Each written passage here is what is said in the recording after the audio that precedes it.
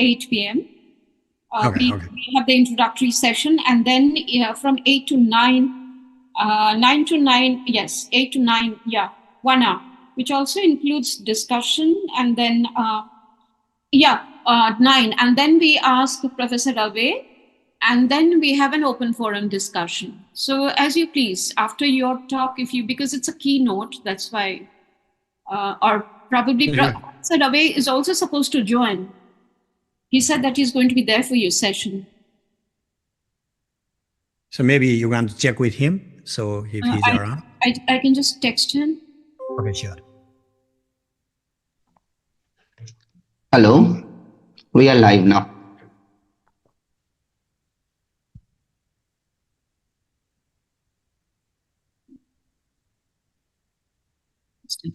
Okay.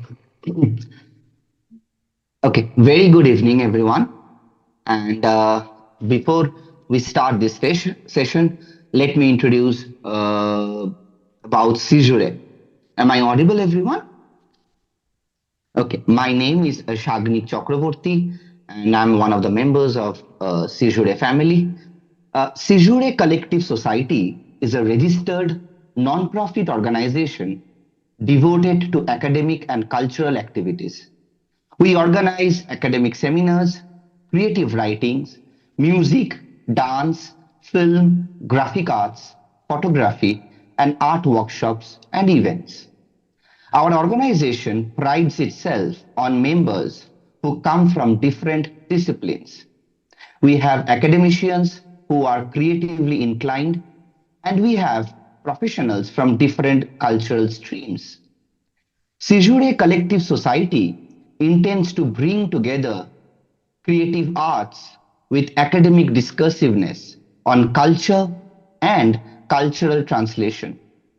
As we say, if you have the creative and academic zeal in you and wish to become one of us, you just have to write to mail@caesurae.org with your interest and a brief note about yourself. Our multimedia e-journal titled International, and it is also International Double-Blind Peer-Reviewed Journal titled Caesurae Poetics of Cultural Translation, and we also have the ISSN number 24549495. It is free for readers and contributors. However, one is required to become a member to participate in our conferences and workshops.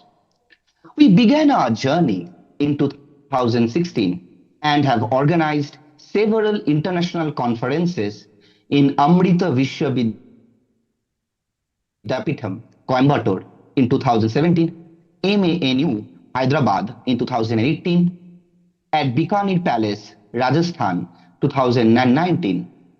During the COVID years, we had international Zoom conferences in the year 2021, as well as we had an international conference at Coach Bihar College in 2023. This time also, the physical part of the conference is going to be held from 9th to 11th April in Coach Bihar. We look forward to collaborating with other organizations, national and international, for research-related activities on comparative cultures, philosophy, and literature in the future. I welcome everyone, and I also request Shautik Chakraborty to formally welcome the chair as well as the keynote speaker. Shautik. Good evening, esteemed professors, colleagues, and participants. It is with great pleasure that I introduce our distinguished speaker for today's session, Professor Sthaneshwar Timalsina. Dr. Timalsina is born in Nepal in 1965. He has received his master's degree from Sampurnananda University, Varanasi in 1991. Before joining Martin Luther University in Halle for his PhD, he opened the Department of Tantric Studies at Nepal Sanskrit University in Kathmandu in 1991 and taught there till 1999. Dr. Timal Sinha received his PhD in 2005. The same year, he joined the Department of Religious Studies at San Diego San Diego State University.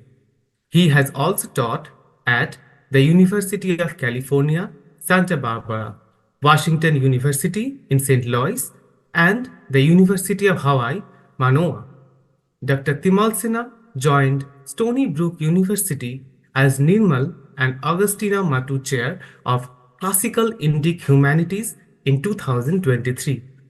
Dr. Timal Sinha has authored 4 books in English: Seeing and Appearance, A History of the Advaita Doctrine of Drishti and Consciousness in Indian Philosophy. These 2 books that came out in 2006 and 2009 explore the models of consciousness in the Advaita of Sankara. His other 2 books, published in 2015, Language of Images, Visualization and Meaning in Tantras, and Tantric Visual Culture, A Cognitive Approach, study the culture of visualization in light of Tantric philosophy and cognitive theories. Dr. Timal Sinha has also written and published books in Sanskrit and Nepali languages. Beside this, he has published more than 80 referred journal articles and book chapters. Since 2019, Dr. Timal Sinha has been offering free online courses on various aspects of Tantra and Indian philosophies through the Vimarsha Foundation. Tonight, he will talk on diversifying Indian philosophy. However, this session is chaired by Professor Joyita Sengupta. She is the founder member of Caesurae Collective Society and presently acts as the society's president. She is a professor of English and Culture Studies. Her doctoral research has been on comparative literature. She has about 30 years of teaching experience in various institutions in India, and as a Fulbright teaching fellow, she has taught at the comparative literature departments in Stanford University and Illinois Wesleyan University in 2013. She was also invited as teaching fellow in Taiwan universities the same year. Among her publications, mention can be made of Barbed Wire, Borders and Partitions in South Asia that came out in 2012, Time, History and Cultural Spaces that was published in 2022, Refractions of Desire published in 2005, and English translation of Gandharvi by Bani Basu, which was nominated for the Muse India Translation Award in 2016. Joyita Sengupta loves painting and storytelling. Her book of visual short stories is Shivlight and Other Stories, published by Indiana in 2021. Please join me in extending a warm welcome to Professor Joyita Sengupta, who will chair this session, and Professor Staneshwar Timal Sinha as he shares his insights with us.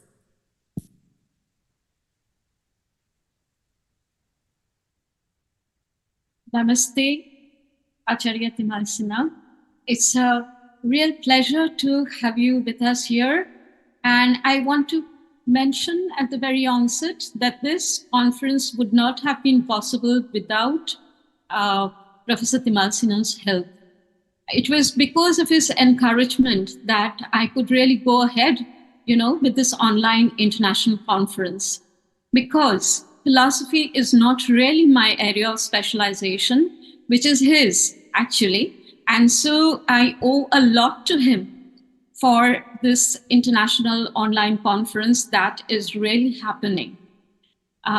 Without his support, I would not have been able to do so. So at the very beginning, I want to offer my gratitude, my heartfelt thanks to you, Professor Timal Sinha, for this support.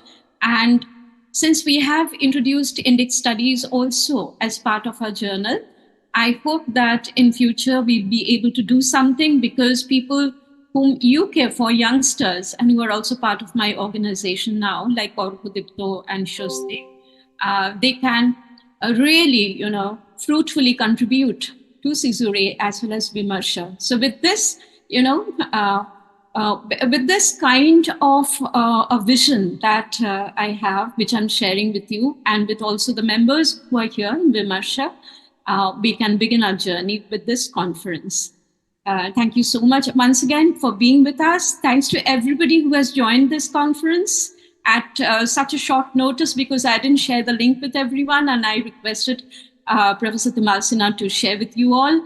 Thanks to everyone for joining, and I can see that Professor Godavarish Mishra, who joined us in the morning session, which was a prelude to the academic sessions of the conference, is here. And he has also been looking forward to a conversation with you after your talk. So we just warmly welcome you for the keynote address now. Over to you, Professor Tamal Sinha. Thank you so much.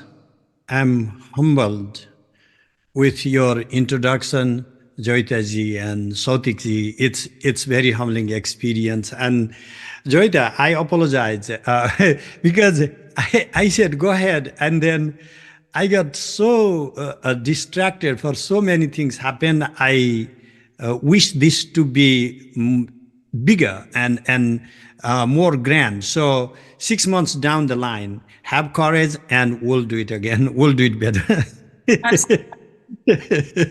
So while the conference has a limited scope of addressing consciousness, various theories, models, and we have eminent scholars, Professor Godavarish Mishra is here, and many other scholars have shared or will be sharing their thoughts. I'm currently working on a project of diversifying Indian philosophy. And I thought that I should share my initial raw thoughts so that I get a direction, correction right in time with my colleagues' feedback, or we can collaborate on it. I think that it's very timely. I think we all need to collectively think about it.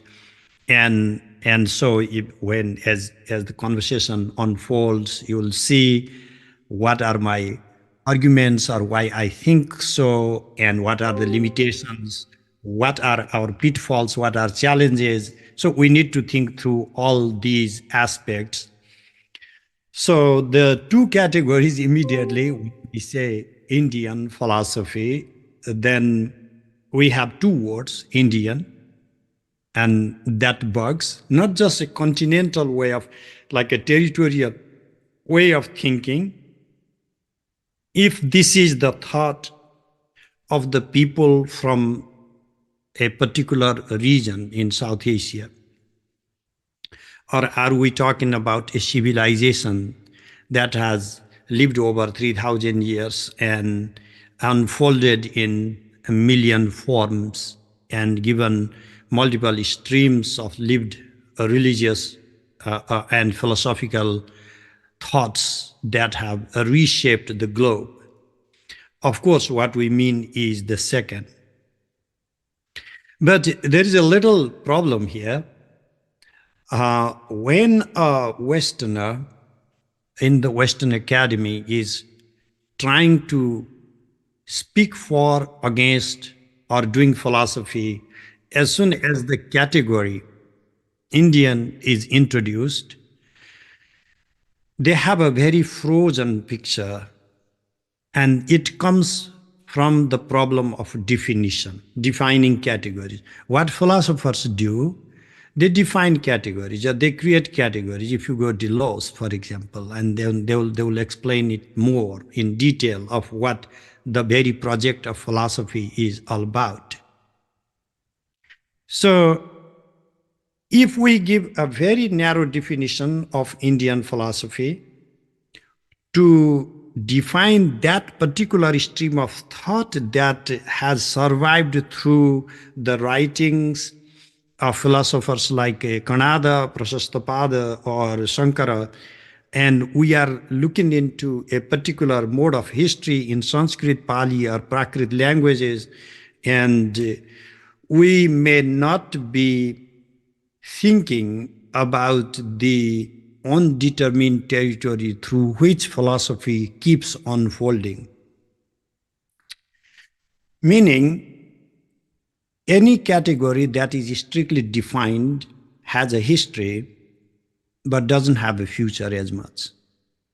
Because what do I mean by future, having a future? Is future to me is unpredictable, indeterminable. And if we narrowly define Indian philosophy, we are only looking into what existed before our time. And that is what we are meaning by Indian philosophy.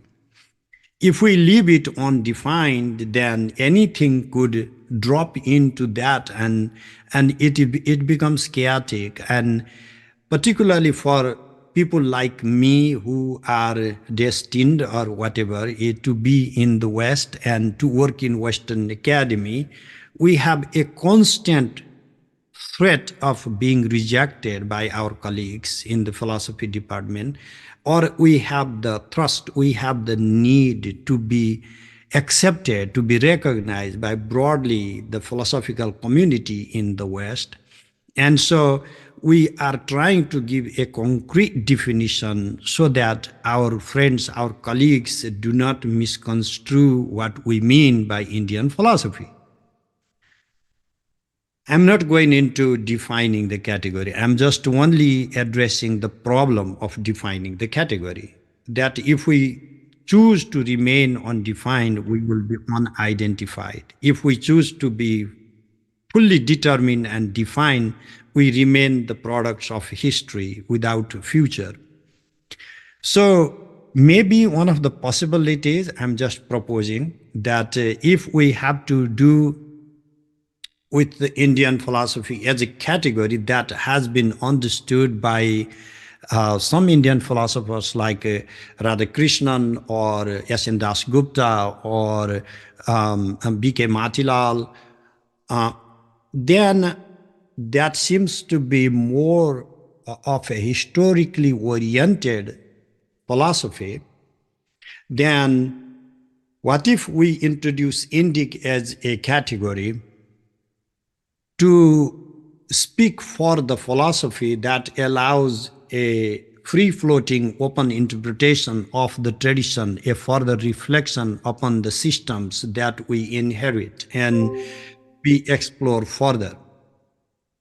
So if we create meaning, just like in theology, they do engaged theology or constructive theology, what if we have engaged philosophy? And by engaged philosophy, we apply many of the ideas from Indic philosophical traditions to address all the global issues and develop new chapters in philosophy, then that type of philosophy will not be restricted to what we understood by philosophy historically or what we understood by Indian philosophy historically. Philosophy as a discipline is constantly emerging. We do not have the same understanding of philosophy today as it was understood by the Greek philosophers, for example. And then there comes this issue of whether India even has a philosophy, because if we go to people like Hegel or Heidegger, and then we will have a very Eurocentric, very narrow understanding of philosophy, that philosophy is through and through Western or Greek in nature or European in its character. And what has happened in the last 2 centuries, or particularly 20th century, by eminent Indian philosophers is we have tried to address this issue by bringing rationality into discourse. You can read Jonathan Gonery for that, or taking for philosophy as sample analytical philosophy and doing you can read Matilal also in that line, or Arindam Chakraborty for that matter, and practically doing selectively reading some branches of Indian philosophy that reflects the same or similar type of conversation that we find happening in classical India.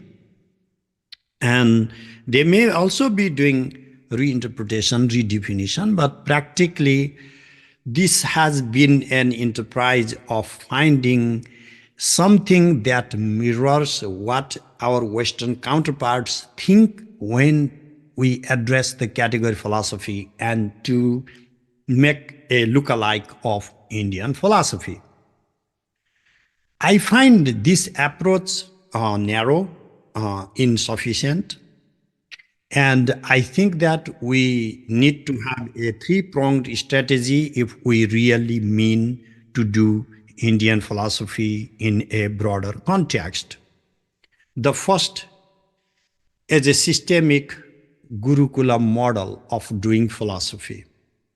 What do I mean by this is a commentarial tradition. We have stopped commentarial tradition, like a Bhasya type commentarial tradition.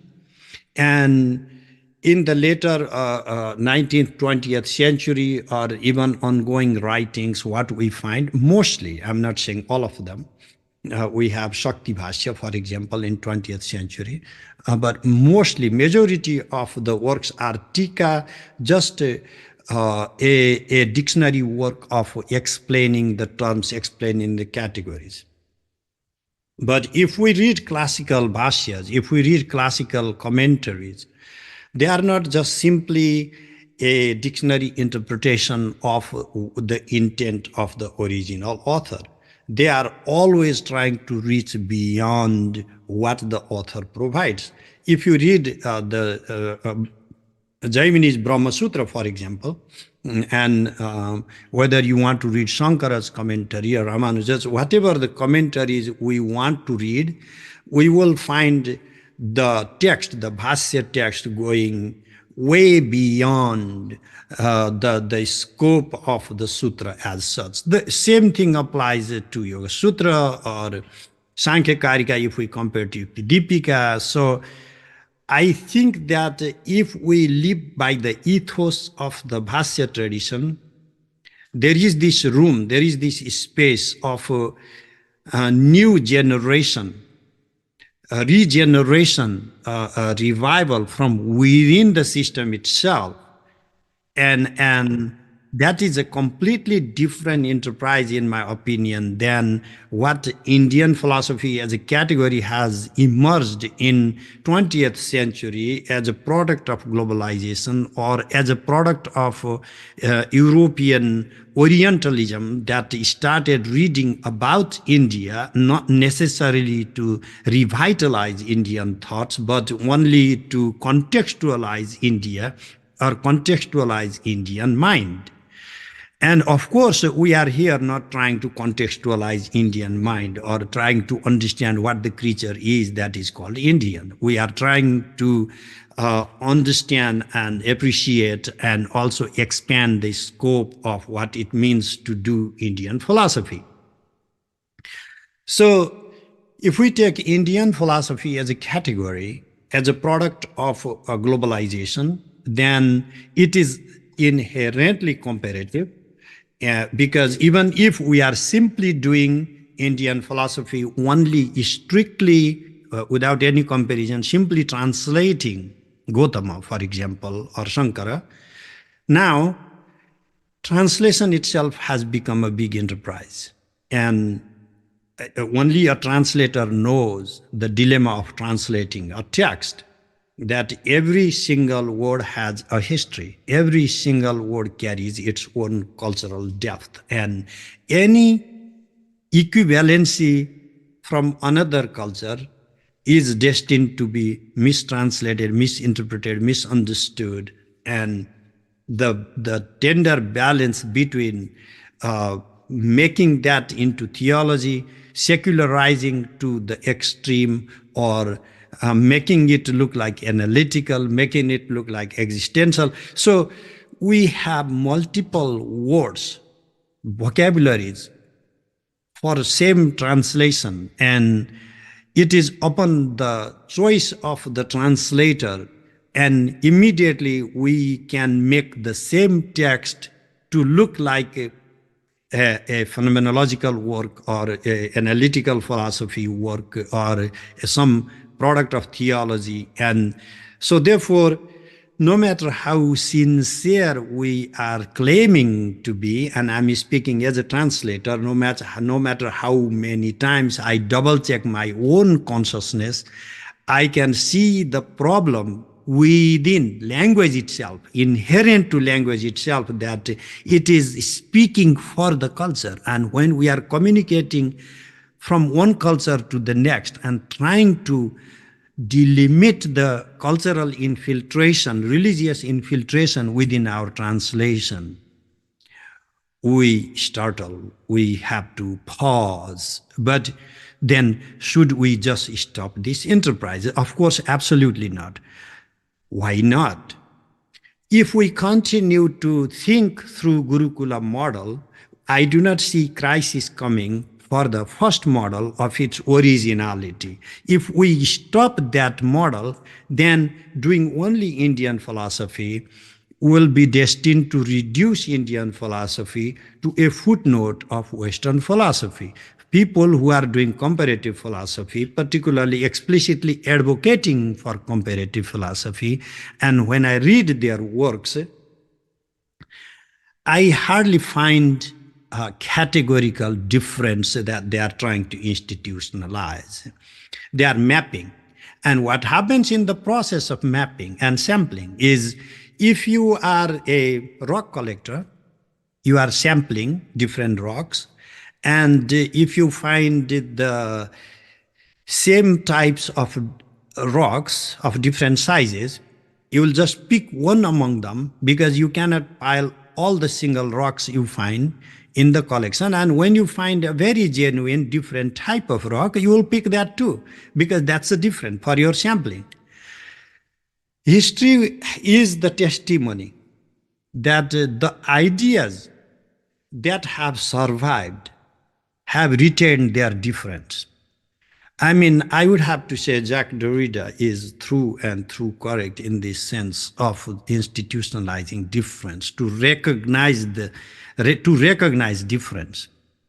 And when we are doing Indian philosophy, if we fail to recognize our intrinsic difference from the Western philosophical models, then when it comes to sampling, why do we need to sample? Meaning, we can't read every single thing repetitively coming. So in history, after 500 years, we will only be selecting ideas that are unique. And if India is simply saying the same thing that other Western philosophers are saying, then Western philosophers are maybe more communicable, more established in the West, or their language is more approachable than, for example, Udyotakara or Shankaracharya, then of course who survives are those Western philosophers. So if we are even thinking for the life of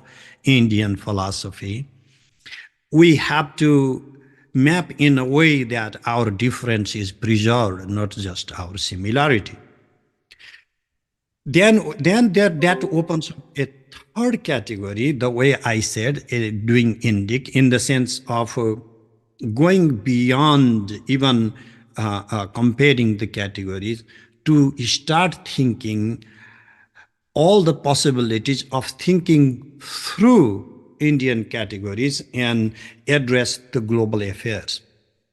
Dayakrishna was one of the Indian philosophers of 20th century who made a statement that we don't have sufficient thinking on social philosophies. I think that is very correct in this regard. But that doesn't mean that we do not have philosophical foundations that we can develop by reading, for example, the texts like Mahabharata, or from the life, the society, and many other quasi philosophical works from classical India. So then immediately we come to a different set of problem. Our very category, darsana. Darsana, Anvikshiki, we have, you can read Wilhelm Halfa's India and Europe, and he has discussed these categories very thoroughly, so I will not repeat here. But our very constitution of darsana as a category is itself marginal, very limited. So, like you can read Sardarsana Sangraha, Sardarsani Samuchaya, or Madhava's Sarvadarsana Sangraha. So, what we have done historically, even the Sanskrit doxographers, we have sampled, we have tried to make 6 Astika darsanas or some Nastika darsanas or 6 darsanas. We are obsessed with the number 6 for whatever reasons. So this delimitation of how many philosophies are there in India, that itself needs to be changed, and there are some ways that I can address. For example, some Buddhist texts from Majjhima Nikaya sections around like the 2nd century of the Common Era list some 762, I believe, different schools of thoughts. Most of these schools have been marginalized and erased from history. We will find only a few traces to say there were these different thoughts. Is it at all possible to reconstitute some of these or many of these thoughts? When I started reading Advaita Vedanta carefully, I found that the Advaita of Shankara, as we were trained in the monastery, is one single school, everybody simply trying to understand what Guruji Adi Shankaracharya said and everybody explaining his teachings. It turns out that Advaita Vedanta of Shankara itself comes with multiple schools of thoughts, many similar ideas that could be assembled within or could be broadly aligned to a single umbrella of the Advaita of the Brahman, fall under that, and Drishti Srishti Vada, Ekajiva Vada, Srishti Drishti Vada, all these different models I've explored there, cannot be summed up to be a single philosophy actually. So meaning, even within a single school of Advaita Vedanta, you have multiple schools, and I think that our project, the need of time, is to explore how many different models can come about so that we have an opportunity to diversify Indian philosophy from there. The same thing applies, for example, to Sankhya. We are now handed down to Sankhya Karika of Ishvara Krishna. And if we read Yukti Deepika commentary, we will immediately notice that the author of Yukti Deepika cites many other Sankhya masters who had slightly different models as it comes to Sankhya metaphysics. But if we explore Mahabharata Shanti Parvan and see the Sankhya categories or the Sankhya, the way Mahabharata understands, we'll find that there is this non-dual model of Sankhya, dualistic model of Sankhya with the 25 to 30 or 31 different categories. So the Sankhya during the time of Mahabharata seems to be much broader than the synthesized, homogenized form of Sankhya that we have in Ishvara Krishna's Sankhya Karika. So this applies to more or less every single Indic philosophical thinking. But besides these mainstream Indic philosophies, we have to also explore the constantly marginalized thinking within the Indic traditions itself. For example, Jnanadeva. If we were to carefully read Amritanubhava, we would come to realize this is one of the best philosophical texts out there. We can read many other books, like what is the status of the Yoga Vasishta? Is this a philosophical book? Is this an epic? Is this a book of a collection of fictions? So it's everything. But we should not neglect the wealth of philosophical materials there, because it has substantial amount of narratives, because all the narratives in the Yoga Vasishta come in the context of elucidating the philosophical points the book makes. And so, when we want to be strictly philosophical, even if we find only 2,000 out of 32,000 stanzas of the text, that is substantial for the way the classical philosophical texts were written. For example, Vasubandhu writes Bhimsika and Trimsika only in 50 verses. He has the whole school of Yogacara founded. So therefore, the way of writing in Sanskrit, just 186 stanzas, and you have the school of yoga for Patanjali. So that is why the voluminous volumes like Yoga Vasishta with substantial amount of philosophical thinking, and even if we discredit all the narratives there, we'll find purely philosophical conversation, and thousands of verses will support this reading. And that is one of the ways for us to expand the scope of Indian philosophy. I would like to maybe go through a couple of points that I have started collecting here. Let me see. So one of the objections that can come in this type of new interpretation is, what if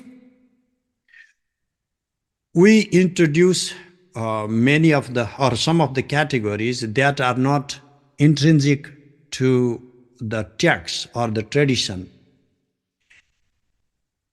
We have become very history-centric after the European discovery of India. I am not saying that India doesn't have her own history. I'm not saying that Indian philosophers were not aware of their time. What I'm saying is that Indian philosophers did not bother as much of historicizing their thinking. They were constantly thinking through new categories. And as philosophers, we should do the same. We should take the same liberty. If you read Udyotakara, do you think you will be able to reduce every single category of Udyotakara to the Vachyayana, or Vachyayana to the Gautama? Or what Udyotakara gives, or what Udayana adds only to Udyotakara, or what Vachaspati Mishra adds only to Udyotakara? Of course, that is not possible. Meaning, every single commentator has been adding nuances and explaining new categories and addressing new categories and responding to the objections. So that is the same type of liberty we need to take. The other question, and actually that became a bit sensational in more of a religious discourse in America, that many of our colleagues in India may not be much familiar with, that speaking about Hinduism is a Hindu business and nobody else should talk about it. The type of radical fanatical rhetoric that try to define the way Hindu studies works in the West. I see that a counterintuitive project. Actually, number one, in this big globe, I think the voice is everywhere, and There is no censorship possible of who speaks about whom. The only thing we can speak for is how to present these things faithfully or correctly, rather than saying only I am the authority to speak about it and you are not. But there is deeper issue for us, setting aside religious issue. We have a deeper issue of globalization, and this modern globalization is something akin to classical globalization in Indian philosophy. For almost 500 years, Jain and Buddhist philosophers loved to remain in isolation. They lived in their own cocoon and built their own categories and in separate language, not in Sanskrit actually. All the new writings they did in their own Prakrit and Pali languages, and did not involve in dialogue with Hindu philosophers. But what we see with the early rise of the Sarvastivada texts, many of which do not even survive, is that the process of assimilation was ongoing. And many of the Pudgalavada theories can be just another sample of Hindu philosophy. So there's a marginal difference actually. And with Nagarjunian Madhyamaka doctrine and the commentarial works upon that, Chandrakirti, Buddhapalita, or other Dharmakirti, Dingnaga Dharmakirti, what we find is a twofold development in the front of Buddhist philosophy and as well as in Hindu philosophy. So the first thing is, by coming into the field of philosophical debate through their writings in Sanskrit and engaging Hindu philosophers, Buddhist philosophers did indeed challenge classical Hindu philosophers, threaten the very being of their categories, and forced them to redefine their categories. At the same time, if you compare non-Sanskritic Buddhist philosophy from early Pali canons to the Sanskrit Buddhism, then Sanskrit Buddhism is substantially closer to other streams of Hindu philosophy. They have only a marginal difference, but they retained core differences on meticulous difference on core categories, and classical debate seems to be reserved to these fundamental epistemological categories and metaphysical issues that were central to the very definition of what amounts to Buddhist philosophy, what amounts to Hindu philosophy, particularly to Nyaya and Mimamsa philosophies. For philosophers like Kumarila Bhatta or Prabhakara Mishra, this was a totally new era.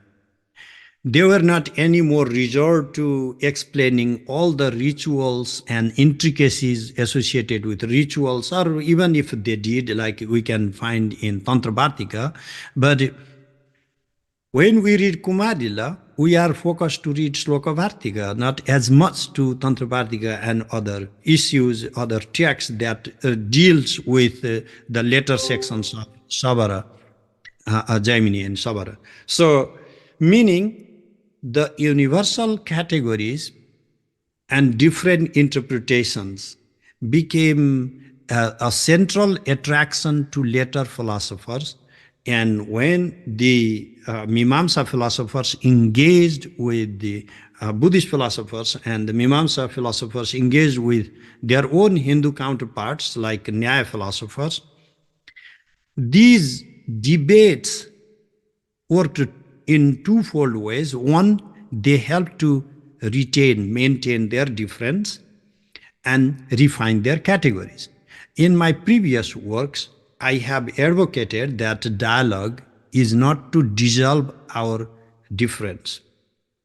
When you and I sit to have a dialogue, we presume that then we have some understandings, and when we will have a conversation, we come to an agreement, a single point, and then that is where we dissolve our difference. But historically, what we find is dialogues, like if you see this dialogue between Mimamsa and Nyaya, or between Hindu and Buddhist philosophers, these dialogues have helped institutionalize difference, and these differences have helped sustain these traditions, helped them to survive throughout time. If they had not institutionalized difference, one of them would be irrelevant. If they had made each other's look identical, then we would not be in need of two different identical things. We would have only one of the two systems. So then what I'm reflecting now is, in this 21st century, for us to engage in dialogue with our Western counterparts is to institutionalize our own difference in the modes of thinking, epistemically as well as our ways of doing metaphysics. But what if we have to leave some of our positions? Absolutely. Every historical debate is very vivid in saying it changes, thinkings change. We may not be able to explain all through Sankhya categories of Tanmatra, the reduction of all the metaphysics into Tanmatra and Panchamahabhuta. And so does that mean that if we have to renegotiate our physics, then we would be giving up the entirety of our philosophy? Absolutely not. We may have to readdress some of our epistemic categories, the philosophy of semantics, but that doesn't mean that we will stop redefining and refining our categories, but only means that we will be forced to justify some of the premises that the founding philosophers have made. And these reinterpretive models only help to continue the tradition, as you can compare between Nyaya philosophy and Navya Nyaya. Jonathan Goneri has made a case with, for example, Raghunatha Shiromani, and he argues that Raghunatha is genuinely a neo in the Navya sense of willing to abandon many of the categories and introducing some of the categories. But I personally think that even if in him, in Raghunatha, we see a leap forward, similar efforts you can map in every single philosopher. What is Gangesha Upadhyaya doing in redefining categories? You can see the leap between Udayana and Gangesha, the same type of leap you can find between Gangesha and later Raghunatha Shiromani. So, and then we will be having the same leap today by maybe making changes in some of these epistemic or metaphysical categories. And I think that that is just a necessary process of doing philosophy, engaging philosophy. And so now, some of the ways of diversification, now they're just coming to the new categories. What I mean by diversification is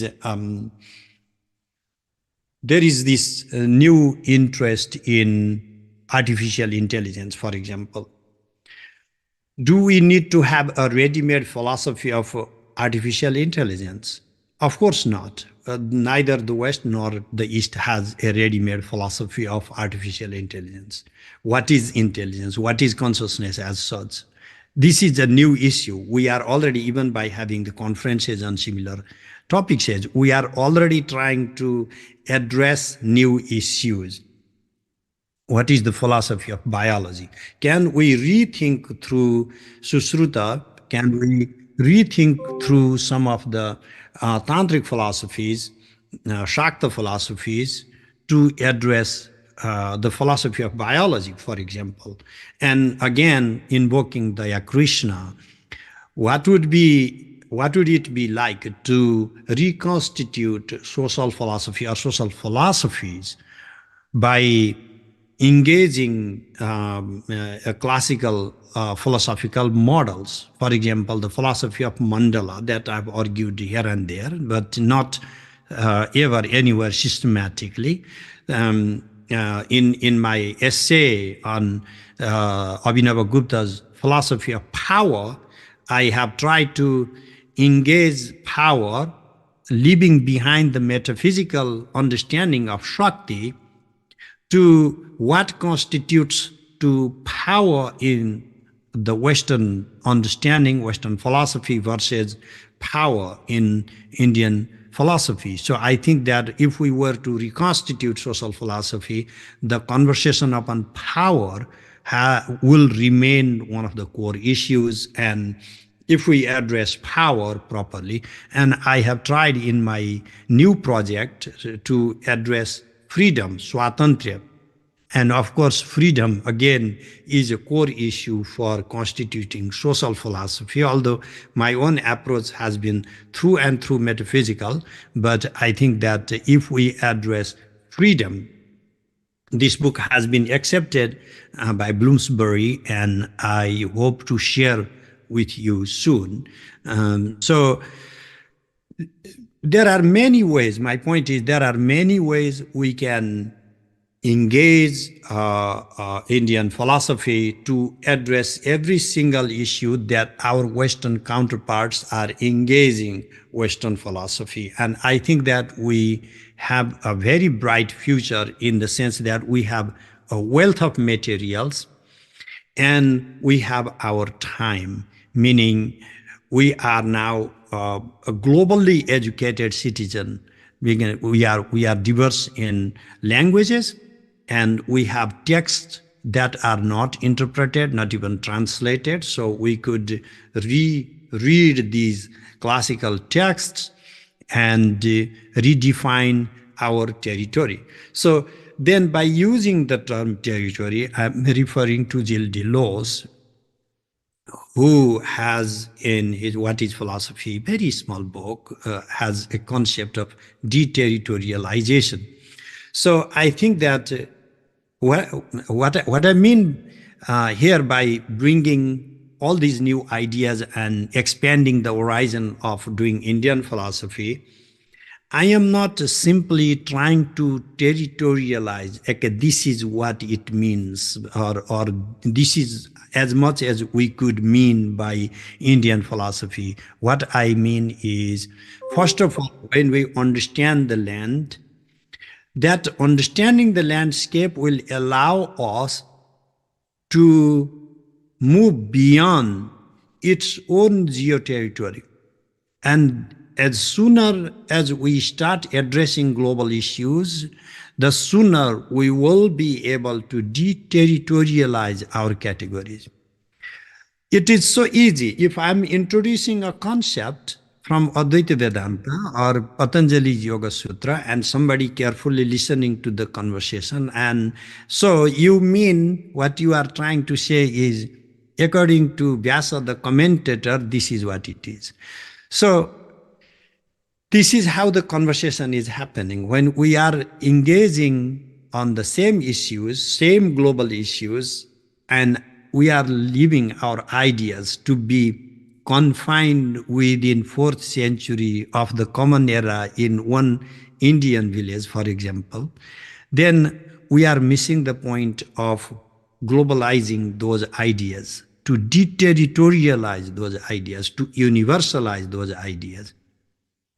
And I particularly think it is true to the ethos of the tradition itself, because when Shankaracharya is writing his Bhashya, he is not writing the Bhashya and saying that the absolute singularity of the Brahman is applicable only to the Brahmins of South India living in Kerala or something. His absolute Brahman philosophy is a universal claim, and and likewise, Abhinav Gupta or Udyot Kar, any of the philosophers doing philosophy in classical India were more universalistic in their thinking than we in the 21st century. They were speaking for the total of the reality. They are speaking for everybody. Their ideas were universal. And they were not speaking for a mass. They were not speaking for a particular group or tribe or gender. And today, that type of universalization, I think we need to continue doing it.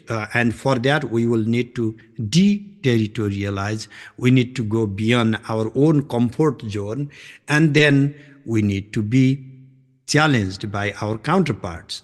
So in this journey has been thrilling, even if prone to mistakes and blunders. So when I was reading in Gurukula Ashram, so the life was simpler, and all we had to do was read the commentaries. But now when I'm trying to apply what I learned there to address what my counterparts are addressing, then I am somehow violating the text, because I'm not limiting all the ideas to their historical context, and I am either limiting its application or broadening its application, or I am selectively translating particular paragraphs and not reading the text into entirety. All these problems are there.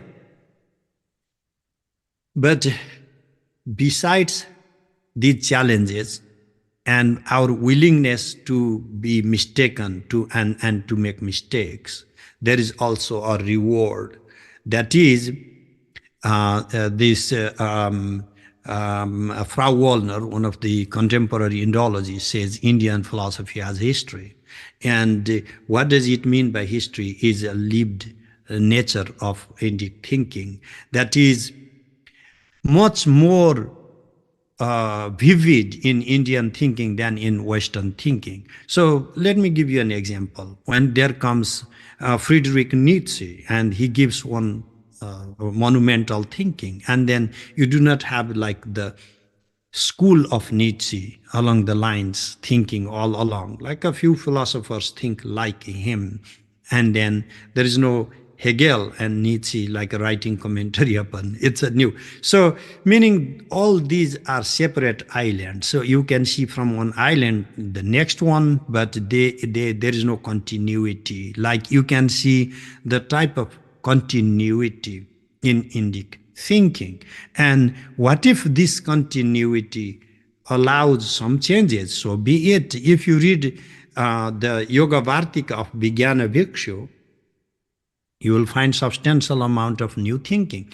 And some of the thinkings you can label to be influenced by Advaita Vedanta. And many Indologists have objected to reading Vijnana Bhikshu to understand Yoga Sutra, because Vijnana Bhikshu was influenced by Advaita Vedanta, so be it. But what Vijnana Bhikshu is doing is rethinking and bringing all the new concepts. So we will be doing something similar, maybe adding nuances, and may not be always reducing our modes of learning and our writing to the historical context, but any living system keeps reviving itself. And the minute we stop reviving these modes of thinking, they will be relevant only for history and not for the future. And so for that matter, these new modes of thinking I find absolutely relevant. Just to throw one more example, and I'll stop talking so we can have a conversation. I see many scholars here in the forum. So for example, the Advaita of Madhusudana Saraswati and the stress of bhakti in his work, like in Bhagavad Bhakti Rasayana. Although for many people, we are handed down with the a tremendous amount of bhakti literature attributed to Shankara, but for those of us who are historically aware, we also know that not everything credited to Shankara is actually penned by Shankara himself. So, from within the tradition of Shankara, we have philosophies, very different philosophies, and coming to Madhusudana's time, the philosophies addressing a different type of issues, like can there be any form of devotion within the non-dual model? And that type of question emerged in a constant dialogue with the bhakti traditions that emerged after 12th century or came to prominence after 12th century. And what Madhusudana is doing is engaging Advaita Vedanta to recontextualize Advaita way of thinking in this new landscape after 400 years of the flourishing of the Bhakti movement. So we all belong to our own times. We are confined by time. And if we understand what our time is telling us and address what we are inheriting in light of what our time allows us to speak for, and what we leave behind will be the life of the Indic modes of thinking. So the Indic mode of thinking in 7th century India versus 12th century or 16th century is different. The same way our 21st century thinking will be different, and our issues are global. Our problems are global. When Corona hits, it doesn't just hit America or China, it comes also to India. The same way when the issue of transhumanism comes, it doesn't just come to America, it comes to all around. And our, not just these metaphysical or philosophical problems, our political issues, all these are now so global and so collective, and therefore we need to be able to apply these categories globally. And I would love to hear from you to get your feedback so that I can make this project a more meaningful one in how to diversify Indian philosophy. Thank you so much. Thanks a lot, Professor Timalsina, for sharing your vision and sharing your thoughts with us. My task as a chair is just to summarize the points which you have mentioned, and then we can just ask for responses from the audience. What I could follow from your talk is that you are asking for reopening the discussions which have been taught and which have been inscribed in the text at that particular time, and how to globalize that, how to bring it to the context of the present times, and so that we can relate to the political philosophy, we can relate to the economic philosophy maybe, and the different disciplines of the art, so that we deterritorialize the texts as they have been understood. It's a kind of a reinterpretation of the text, which is very important, and the theories which should go through reinterpretation. And you also talked about translation. We have been discussing translation 2 or 3 days ago, I remember, but most of the translations often lead to transmogrification. So that is a point to consider, because one has to be really an insider to that theory, or maybe as a practitioner also, to understand what exactly is being said and how to, coin it in a different language if it has to have an universal reader. Maybe if you're trying to translate it into English, so what is the right idiom and what is the right context and what is the right word for it? And maybe we need to coin a new word, find a new phrase for it, create a new dictionary for that. So you have talked about the various categories and various models as suggestions, like Gurukula model.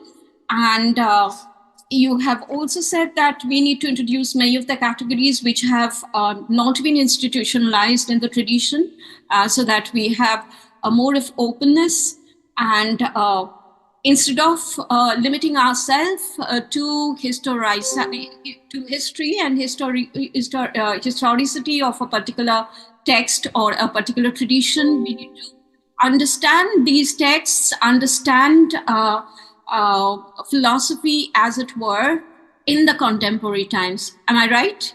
I'm just trying to, summarize it in a nutshell as I understand it. So before we move on to Professor Ravi, who is here, I think we can take a few responses, and after Professor Ravi, there is scope for an open discussion for both the speakers. So now Acharya Timal Sinha's talk is open for discussion. So you may just raise your hands, and yes. Yes, please. Hi, Professor. I really, really enjoyed your talk. One of the questions I had about diversity is also, you use the term philosophy, but the diversity of what it means to do philosophy, I think, is a really interesting one.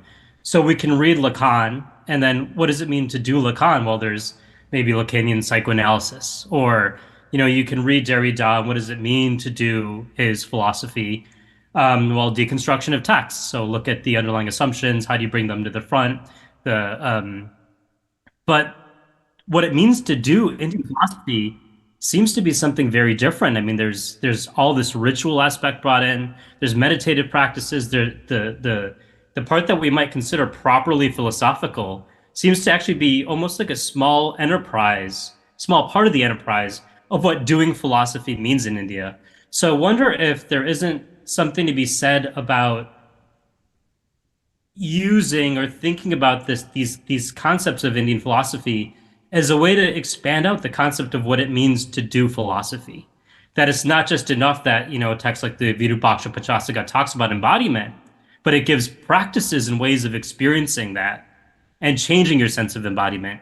So I just wonder about your overall thoughts about, the range of what it means to do philosophy, and if that's something that there's a comparative developed status in Indian philosophy, is that there's more of an emphasis on how to do it and the methods for doing it. Thank you, Professor Kudesia.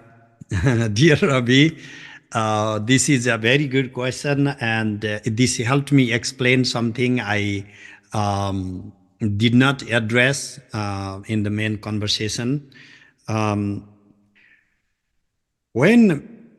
Let's start from the West.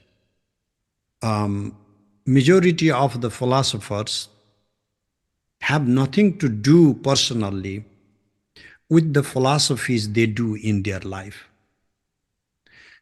It's their career. It's like if you write a novel and you have a character who is a psychopath, and the whole novel is about a psychopath. I cannot say that you are a psychopath because you are writing a novel where your protagonist is a psychopath. So there is a big difference in writing a fiction, for example. The same way Western philosophers are as much detached to their thinking. And it is necessary for the Western philosopher to remain absolutely objective. So their separate, the subject is completely split apart from the field of study. So that there is always the observer watching the phenomena so that he can separate his own personal infusion, because it can problematize our indifference to what we think.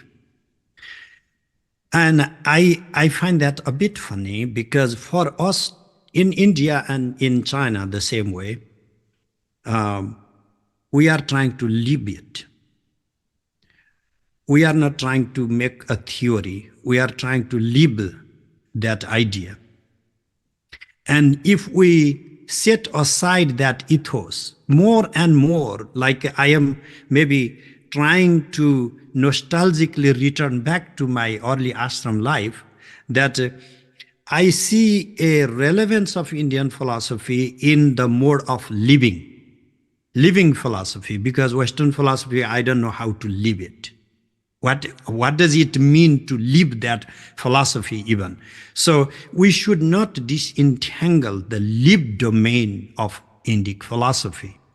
The same way like Taoist philosophers. Now they have been doing all these Taoist philosophy in the same way that Indian philosophy is done, like doing some existential, analytical, and so on. But at the end of the day, there is this philosopher who is not simply observing the phenomena and theorizing, developing some categories, but who is experiencing and is part and parcel of that process.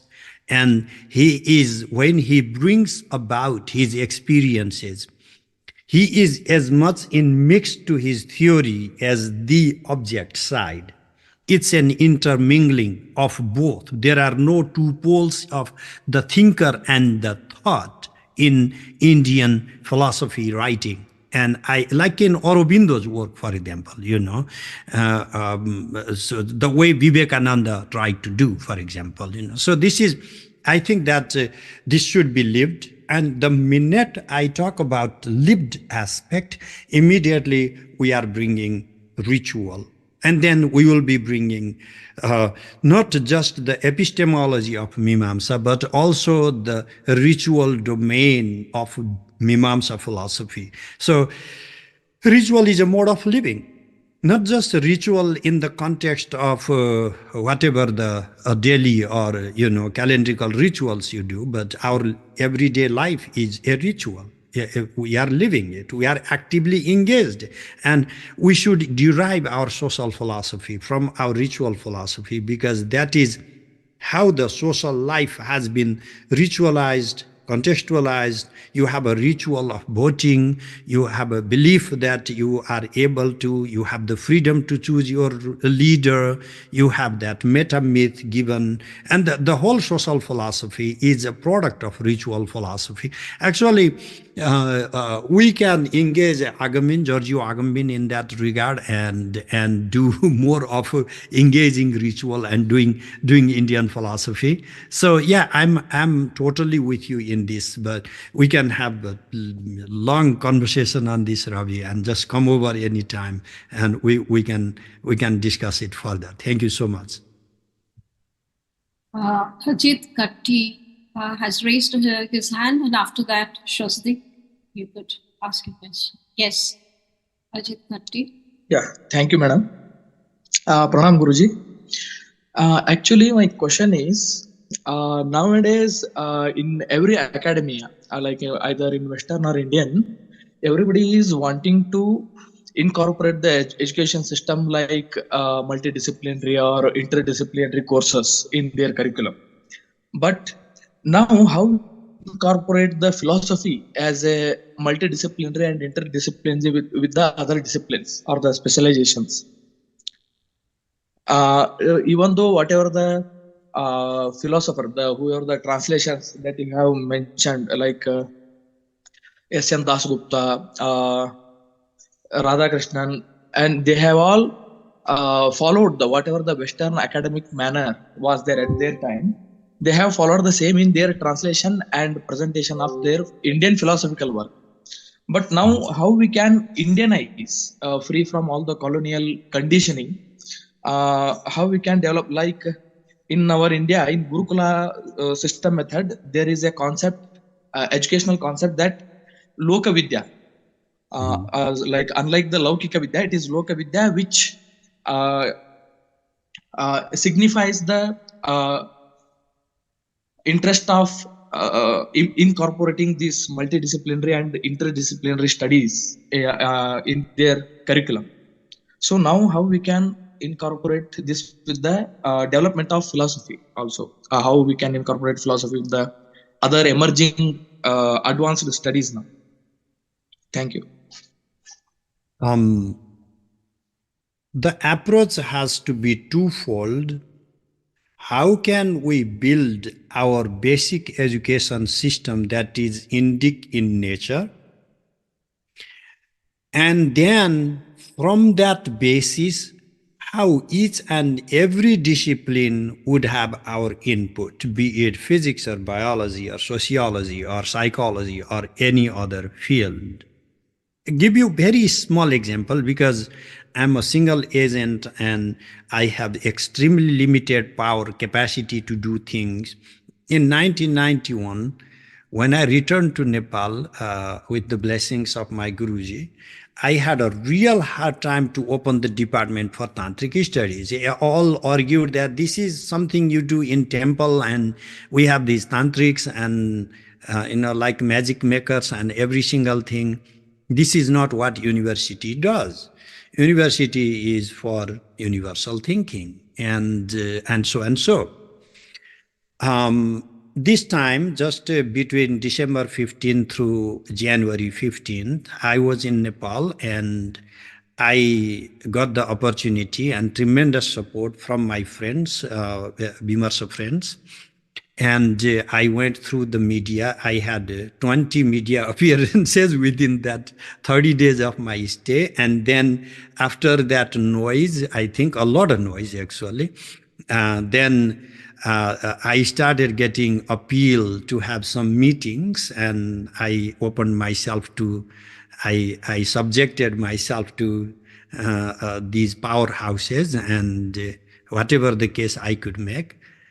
To make it short, just 5 days ago, the education secretary from Nepal called me and informed me that one of the issues I had addressed, they have accepted, the government of Nepal has formally accepted Tantra as an alternative subject throughout all the high schools in Nepal for 9, 10, 11, and 12. And soon they will start writing curricula and they will start writing textbooks and things like that. I know for many of you, it may not mean anything. For someone who has lived his life fighting to make this as a valid field of study, this to me means a big leap, a huge success to bring the agamic studies to their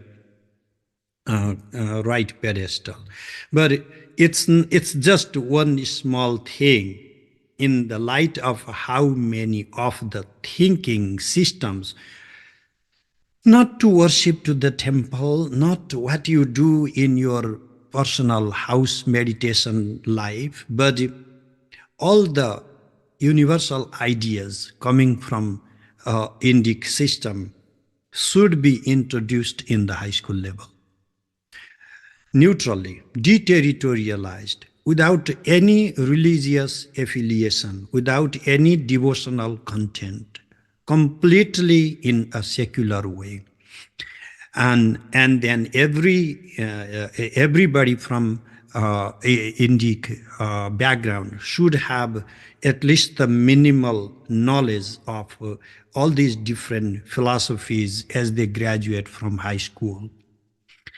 Only then, when the students go to college and choose biology, and they are exposed to biology 101, and then they are exposed to what it is life, how life emerges in these accidental ways and whatever the ways, and coagulate into complex forms of life and selective design and so, and they will automatically rethink through the framework they are given in their early school life.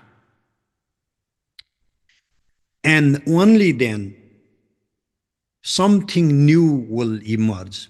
That when my kids are through and through Western, although they will not like this type of characterization, I did my best to train them in Sanskrit and all the Shastras, but their high schooling happened in America, and when they go to debates, both of them were in debate teams, and when they go to debates, all the categories are Kantian, Heideggerian. And high school debates are deeply philosophical. If you have involved in American, if you know your kids have involved in high school debate teams in America. So even though they don't have like a philosophy as a compulsory subject here, but students, when they graduate from high school in America, they have a broad understanding of Western philosophies. And when our children graduate from high school in India, I do not know if they are equally aware of their philosophical foundations. I know there's a big difference between what I'm saying and the political rhetorics of recognizing history, being proud of this thing and that. I'm completely not saying that thing. I have neither objection nor support for all the political issues. I'm simply saying these are universal thoughts, and we are marginalizing these universal thoughts simply because they came from a particular culture. And that is injustice. Because these are not some narrow thinking, parochial thinking. And these ideas should be given to our youngsters. And then we will have, when these people start thinking, go to political science, start reading philosophy of Marx and Engels or whatever, the Zizek, Slavoj Zizek is a new writer. And then they would engage and they would do whatever, comparative thinking or redefine Indian categories of power. Like when they do Michel Foucault, our students will be doing Foucault, and our students will be doing gender studies, but they will already. And I am not saying, therefore, they have to defend anything of the Indic. They should reject, they should do whatever they like. I'm not trying to limit the freedom. I'm trying to give them maximum freedom, because freedom comes from knowledge. That we are not giving them knowledge today. We are not giving them education. And so if they are educated to Indic tradition, Indic philosophical thinking, then they are free to reject any, like Abhinava Gupta's. I'm not saying they should always defend Abhinava and reject Foucault. They should, if they feel like it's necessary to reject, they should reject it. But now we are not giving any knowledge. And that, I think, is the main problem. Before diversification, basic information in the ground level, Ajit, I think that is missing.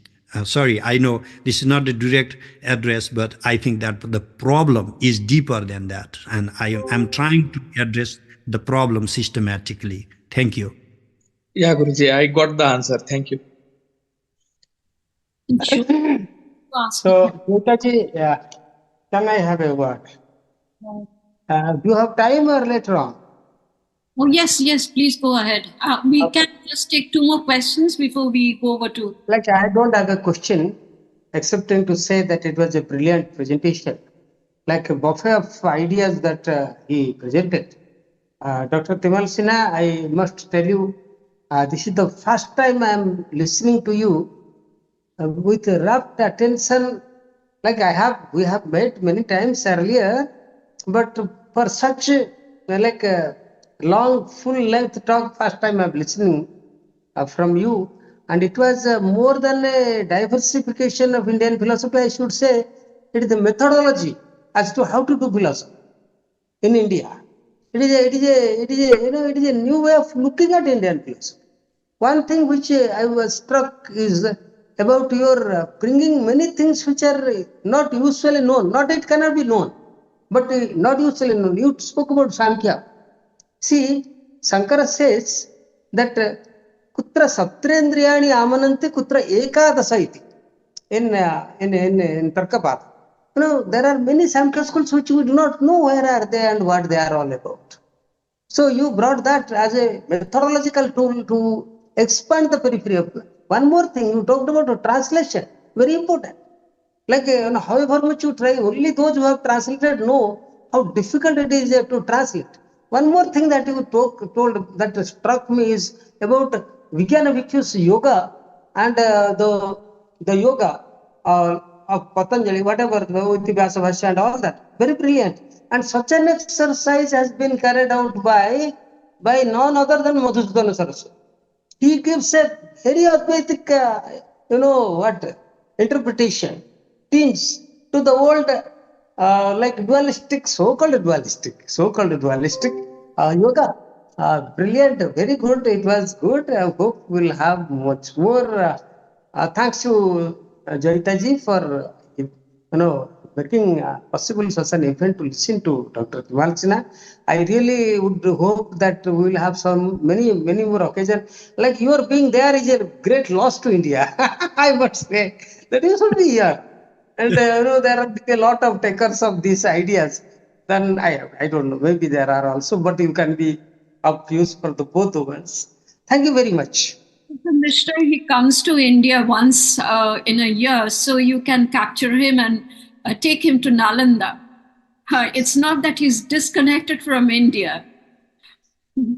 Thank you so much. I think Shostik had a question, so we just take his question and then we can come back to the questioner session later in the open discussion. Yes, I had a simple question, rather a clarification regarding the methodology, because we see that AI is getting developed a lot, and even I myself admired the technology a lot. The thing is, we see it's developing and it's taking over a lot of phases. Now, when it comes to doing philosophy, we have a lot of our human minds involved. How much, especially when it comes to translating texts. Like recently, I tried out that experiment, and a lot of translation is done well. So, and reading of a lot of text is done quick. What do you think? Because I don't know how the things are going to develop in next 5-10 years. It's just a question of quantum computing in action. And what do you think is our, given the pace of development of this technology and how much we have in philosophy, Indo-Western both combined, what do you think should be the task of us about integrating technology and our already living know-how? What would be so that we can just develop rather faster than being obsolete? That's my main concept, not getting obsolete. Thank you, Swastik. I am more confused than most of you are because I'm not a tech savvy person. Both my kids are in the tech field actually, but all I do is use Microsoft Word for use but anyway, coming to address your question, just like we are prone to making mistakes, machine translation will be prone to making mistakes. And the more data we have, the more refined the machines will become, and they will produce one genre, one type of translation. There is a bigger issue here. The bigger issue is it's not about being irrelevant or redundant. The real issue, I thought, after, when you are in America, tenure, getting a tenure is everything. And then when you get a tenure, you feel like you are a human subject. And the same thing happened like in 2010. In my deep meditative state, I asked myself, what am I doing here? And the answer came this way, that the whole enterprise of university is irrelevant now because we are in information model. Professors are informant. There was like a century or two ago, you'll have in churches, there were these pastors with the Bible and everybody else doesn't know how to read the book. And so he has the book so he can read and everybody else can follow. The same way, we had these professors with immense knowledge. They had these notebooks, and then I'm remembering my own high school, college life. And then today, any studious student comes to my class, knows as much as I do, honestly, or has more information than I do. What is professor doing then? What information cannot do to you, cannot bring about in a subject is transformation. And that is what is the role of a philosopher. We have to transform the humanity. Informing the humanity is not sufficient. Media, libraries, Google, AI, all of these will inform you. They cannot transform you. We have to go beyond. And that is where we'll find a deeper relevance of Indian way of thinking. Our rishis, everybody philosopher is called rishi. You see, every philosopher lives what he is teaching, transforms himself. Akshapada, believe it or not, his feet guided his way. His feet guided. He was thinking through the category. He lived that Kanada. He didn't care for wealth. So these people lived it. And then Professor Mishra, thank you so much. And I'm open to, of course, come back home anytime. But I think this has also given us a good opportunity that I'm in the front line. This is a battlefield of ideas, and I'm here in the front line. I seek your support from each and everybody there, how to make this time, our life, precious, that no matter where we are, we work collectively so that we are globally recognized, not just a type of people, some tribes, some tribal, some ethnic groups, but a civilization with thinking. And it is not just for our survival as a social group, but for the humanity, because humanity cannot sustain itself with the current mode of thinking that has dominated the globe. This is bringing our entire civilization towards extinction, and we can give the lifeblood needed. We can give the new way of living, and it is not for individually me or for some people. It is for the sake of the humanity that we as Indian philosophers need to play a global role. Thank you so much. Thank you so much, Professor Timalsina. Thank you. I just wanted to add, being in the university system here in India, we are ruled by UGC's whims. This entire semester system where we have to teach is just, informing the students how to pass the examination. That's exactly where it, boils down to, which is a pity. And the actual education, if it at all begins, it begins with the doctoral research. And not before that. You talked about the schools, right? In the schools, it's the same thing. It's the mark sheet which really matters. How to get admitted to a good institution or to a university. That's all. And, what we are doing probably here today, this particular seminar, exchange of ideas, maybe we have to move beyond the educational systems or institutions which are bound by the norms of the nation, and maybe create a new concept of a university where all the minds could come together, maybe not just for degrees, but just for rethinking. I was just thinking of Rabindranath Tagore, when you mentioned the Gurukula system. He started that in Shantiniketan. And even my Guru, Paramahansa Yogananda, he also started that, but all have been institutionalized by UGC now. So nothing of that vision or, that ideal remains. But thank you so much. You brought up the issues which are so very relevant today, related to an educational system, and also to, how we should take up index studies and how we should study index studies and how we should globalize it. Thank you so much. And Professor Dave, he's the next speaker.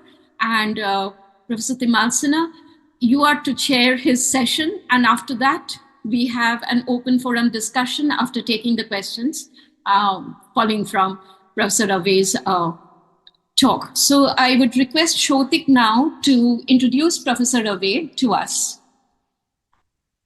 Shautik, are you there? Yes. Good evening, esteemed professors and participants. It is my distinct honor to introduce our esteemed speaker for today's session, Professor Daniel Ravé. Daniel Ravé is the professor of Indian and comparative philosophy at Tel Aviv University, Israel. He is the author of 3 monographs exploring the Yoga Sutra, which came out in 2012, Sutras, Stories, and Yoga Philosophy, that came out from Routledge in 2016, and Daya Krishna and 20th Century Indian Philosophy that came out in 2020. He is the co-editor of two collections of essays, Contrary Thinking, Selected Essays of Daya Krishna, and The Making of Contemporary Indian Philosophy, Krishna Chandra Bhattacharya.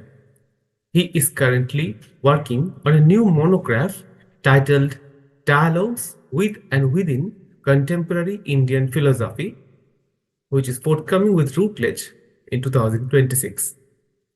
Professor Rave's scholarly contributions extend to numerous articles published in esteemed journals. His work offers profound insights into classical Indian texts and philosophies, fostering cross-cultural philosophical dialogues. Please join me in warmly welcoming Professor Daniel Rave as he shares his expertise with us today. The title of his talk is Music as Thinking, Thinking as Music, a dialogue with Mukund Lot. Okay, can you hear me properly, first of all? Absolutely. Absolutely. A warm welcome to you to our conference. So first of all, thank you for this introduction. Pranam from Tel Aviv. I wish to thank the organizers for the invitation. I'm happy to see old friends, primarily Staneshwar. And thank you, Staneshwar, for your beautiful presentation. Very difficult days in Tel Aviv, as all of you know. I'm taking a time out from demonstrating against this never-ending war and for the release of the Israeli hostages in Gaza to think with you about something totally different, thinking and music.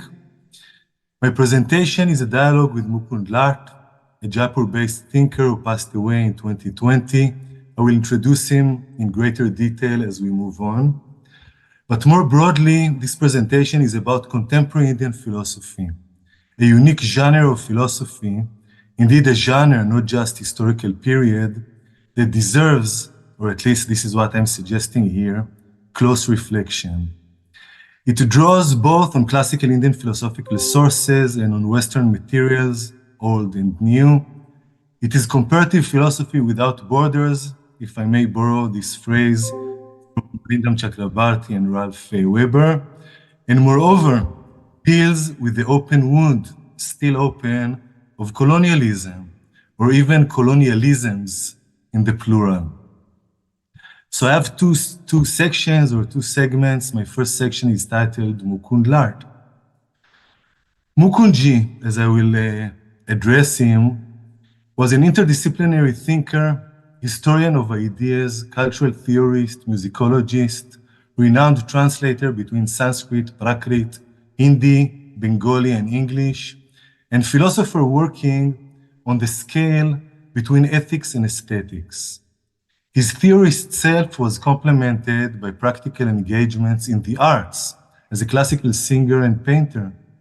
In the following lines, I will browse Mukundji's corpus, highlighting major junctions before delving in the next segment into music and thinking. Like a Rajasthani miniature painter, I will first sketch the background with a thick brush before taking up a brush containing just a single squirrel's hair to get down to the details. Mukundji's first work was an English translation of the Prakrit Kalpa Sutra, a hagiography of Mahavir, the founding father of the Jaina tradition. This was published in 1977. His twofold interest in the interface between biography and philosophy and in Jainism finds further expression in another English translation, this time from an amalgam of Brij Bhasha and other Eastern dialects of Hindi, Kari Boli and Bhojpuri, with an elaborate introduction of the Arda Katanak, Half a Tale, published in 1981. This is an autobiography, the autobiography of Banarsi Biholia, that chronicles the everyday life of a Jain merchant during the Mughal rule of the late 16th, early 17th century, and his metamorphosis into the Adi Guru, the leader of the Adhyatma movement which evolved into the present day Theravada. In his introduction, Mukunji explains that Banarsi titled this unique autobiography Half a Tale since he was 55 years old when he wrote it, whereas the total span of life allotted to a human being, according to an ancient Jain belief, which he quotes, is 110 years. However, Mukunji elucidates, I'm quoting, he did not live much beyond the completion of his half a tale, and so what we have is in effect the full story.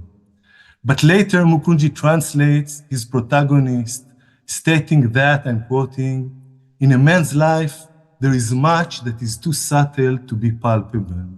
Even in the tiny span of a day, a man passes through myriad states of consciousness. The all-knowing Kevalim can perceive them, but even he cannot describe them in their fullness. What I have reported is certainly the grossest of the gross part of my life.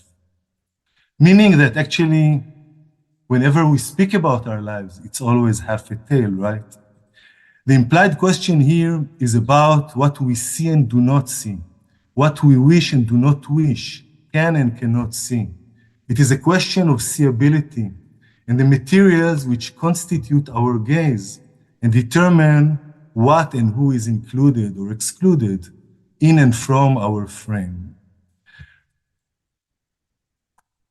The question of seeability takes me to Mukunji's next major work, Dharma Sankat, 2004, Moral Dilemmas.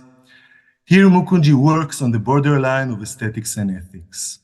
If aesthetics is in the eye, and since the eye or the gaze works as a fishing net, which captures, fails, or refuses to capture fish, both external and internal, according to a set of habits, values, and unconscious biases, then the continuity between aesthetics and ethics becomes clear.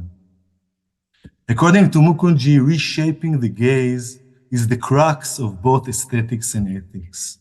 Moreover, as an insider in music, he reminds us that it is not merely the eye, not even as a metaphor, which needs to be released from old habit patterns to go beyond the familiar and the known, but also the ear.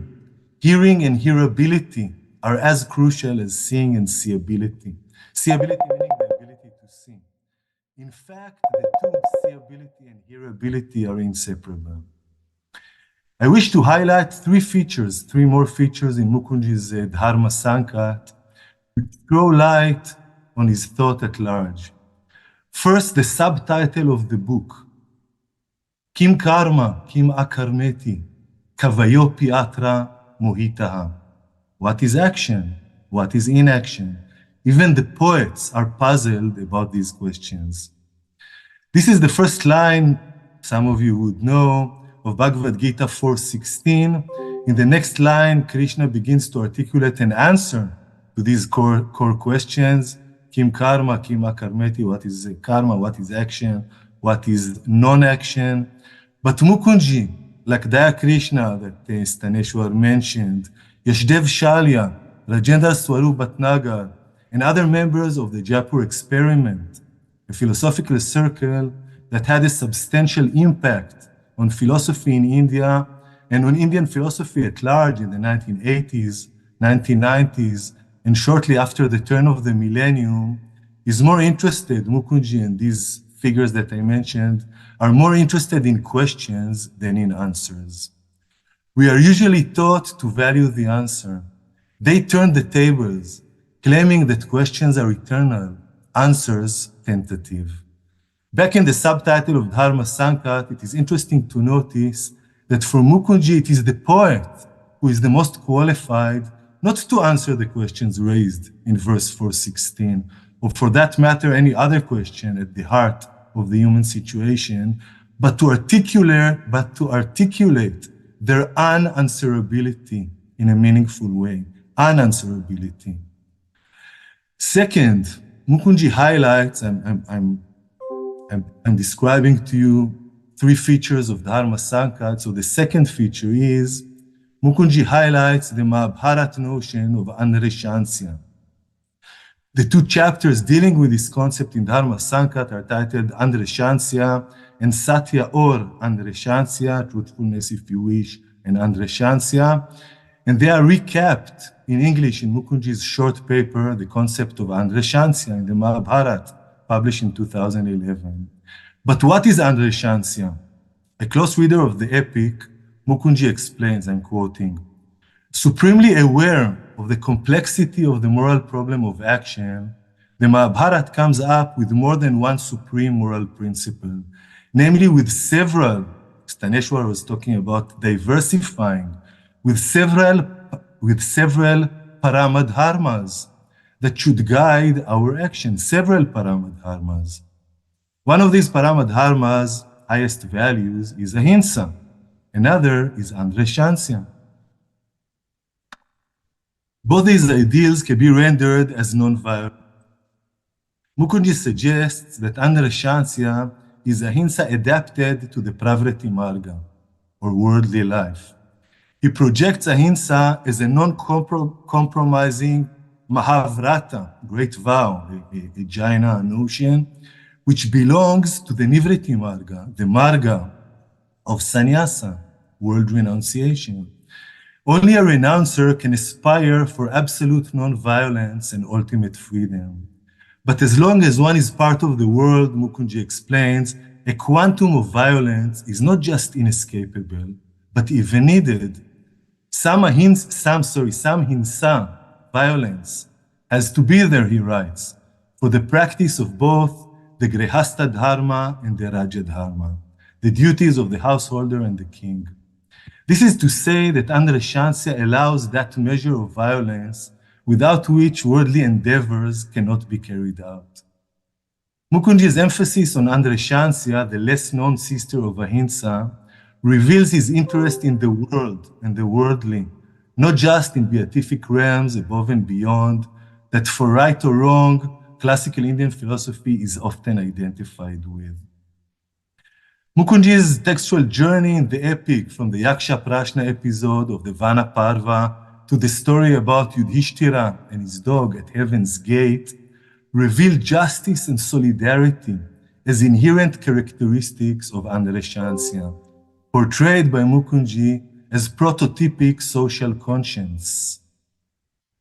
The third feature of Mukherjee's Dharma Sankat that I wish to spotlight, and this again connects with the Staneshwar's talk, is language, namely in Mukherjee's case, Hindi. Contemporary Indian philosophy is not written solely or even mostly in English. There is a sense of newness in thinking, writing philosophy in Hindi and other modern Indian languages, rather than in Sanskrit or English, including the development of a new vocabulary for dialogue with Western philosophy. What is Indian about Indian philosophy? Or what distinguishes Indian philosophy from other philosophies? Is it the horizon of moksha, as Karl Popper and others argued, and Daya Krishna dedicated a life of writing to refute?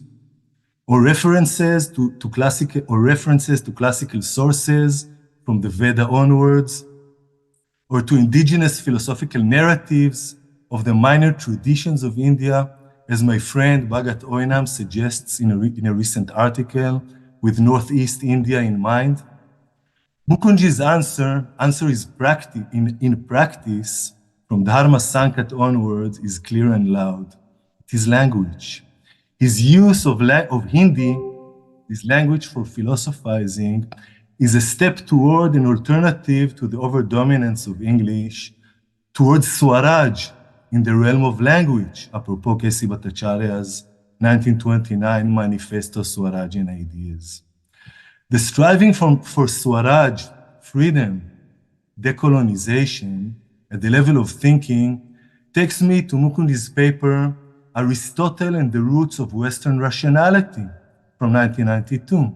Aristotle and the Roots of Western Rationality, originally presented at the East-West Conference at Mount Abu, Rajasthan, in January 1990. Why should an Indian classicist, such as Mukherjee, write on Aristotle? Shouldn't he offer his readers a learned meditation on rasa aesthetics, or classical Indian music, or Abhinava Gupta, or anything else Indian? These questions demonstrate the difficulty of demarcating, in brackets I wrote, segregating, question mark, Indian philosophy.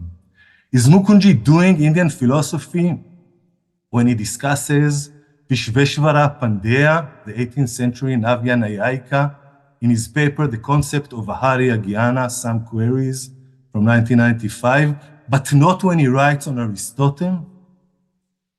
In this paper, in the paper on Aristotle, Mukunji visits the Greek philosophers Nicomachean Ethics and another work of Aristotle, Politics, to clarify the connection between the rational and the political in the writings of the major guru of Western rational thought, as he refers to him, the major guru of Western rational thought.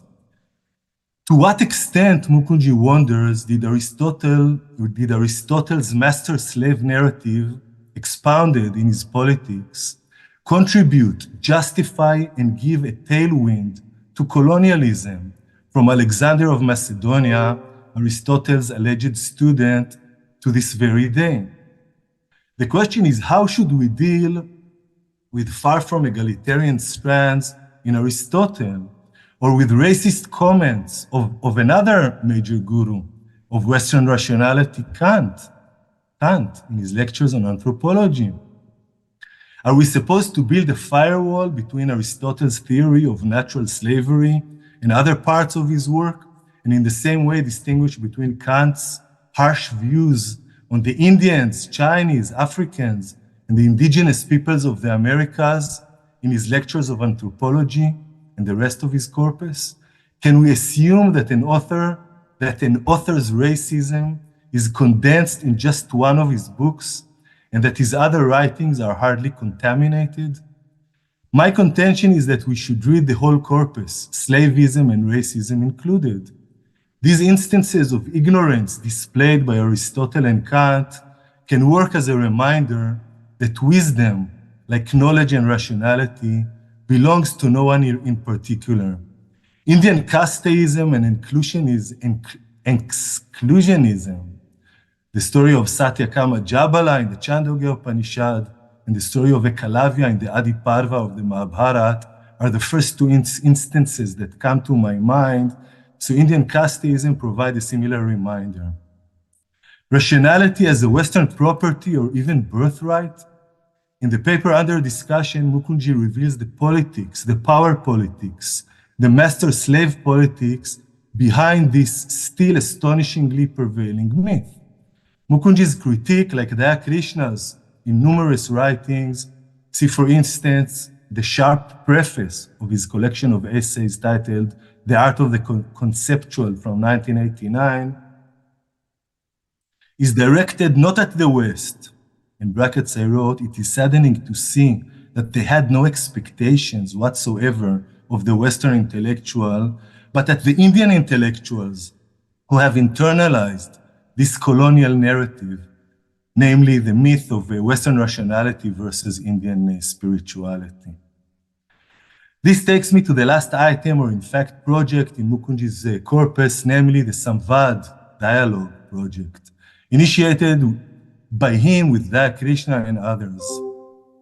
The project brought together pundits and professors, namely philosophers thinking and writing in Sanskrit, and their colleagues trained in Western philosophy, to discuss a variety of themes, from issues in philosophy of language to philosophical exploration of the emotions. It was a new bend in the river of comparative philosophy. I'm talking about meetings which took place in the 1980s and 1990s. And Godavarish Mishra, of course, was part of some of these meetings.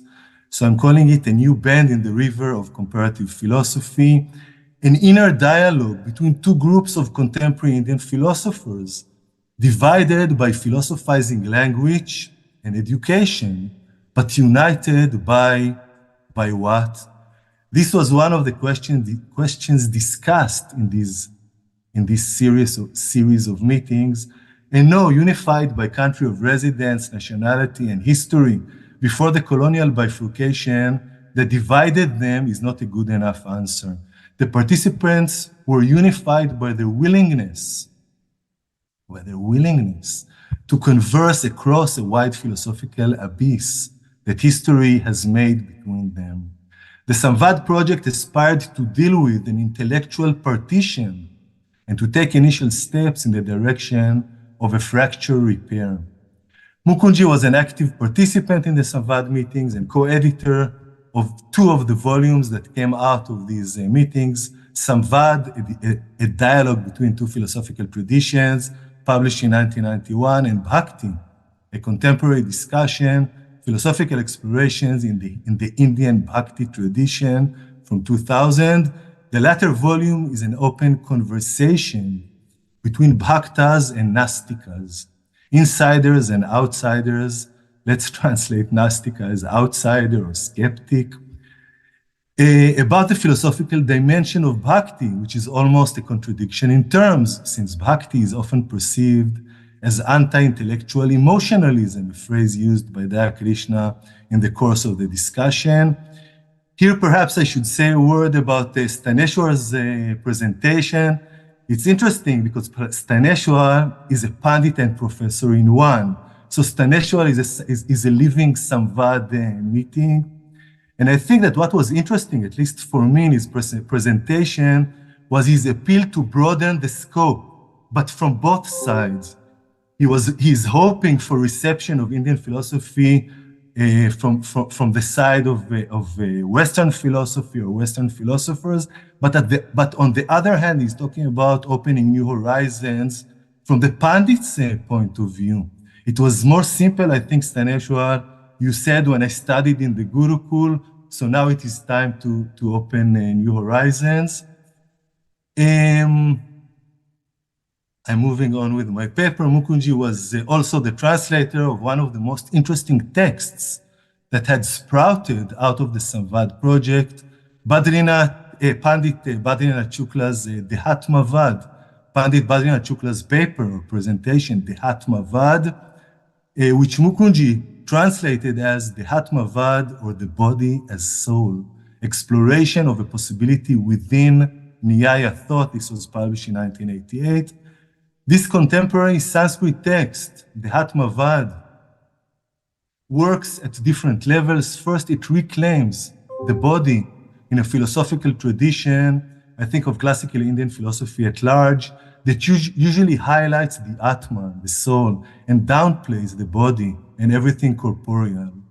Second, it is a thought experiment that investigates and questions the possibility of newness and creativity against Staneshwar within the boundaries of a darshana, a school of thought, skating on the thin ice between loyalty and betrayal.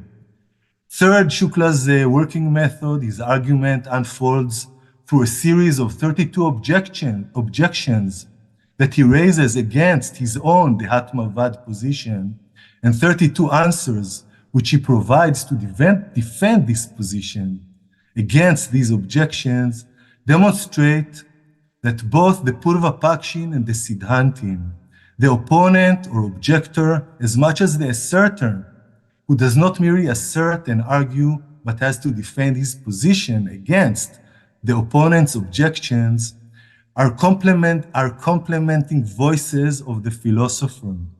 Like a classical sutradhar, stage manager in theater, the philosopher develops his argument through both of them together, meaning that even the Purva Pakshin is another voice, an interesting voice of the philosopher. Mukunji was deeply interested in poetic translation, Swikarana, he referred to it, following Raja Shekhara, the 9th or 10th century poet and theorist, and rendered this classical term, Swikarana, as transcreation.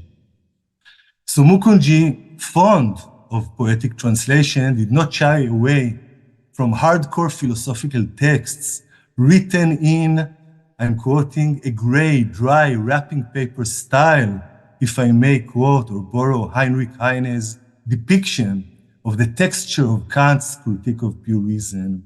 A dry surface could be concealing a juicy philosophical content.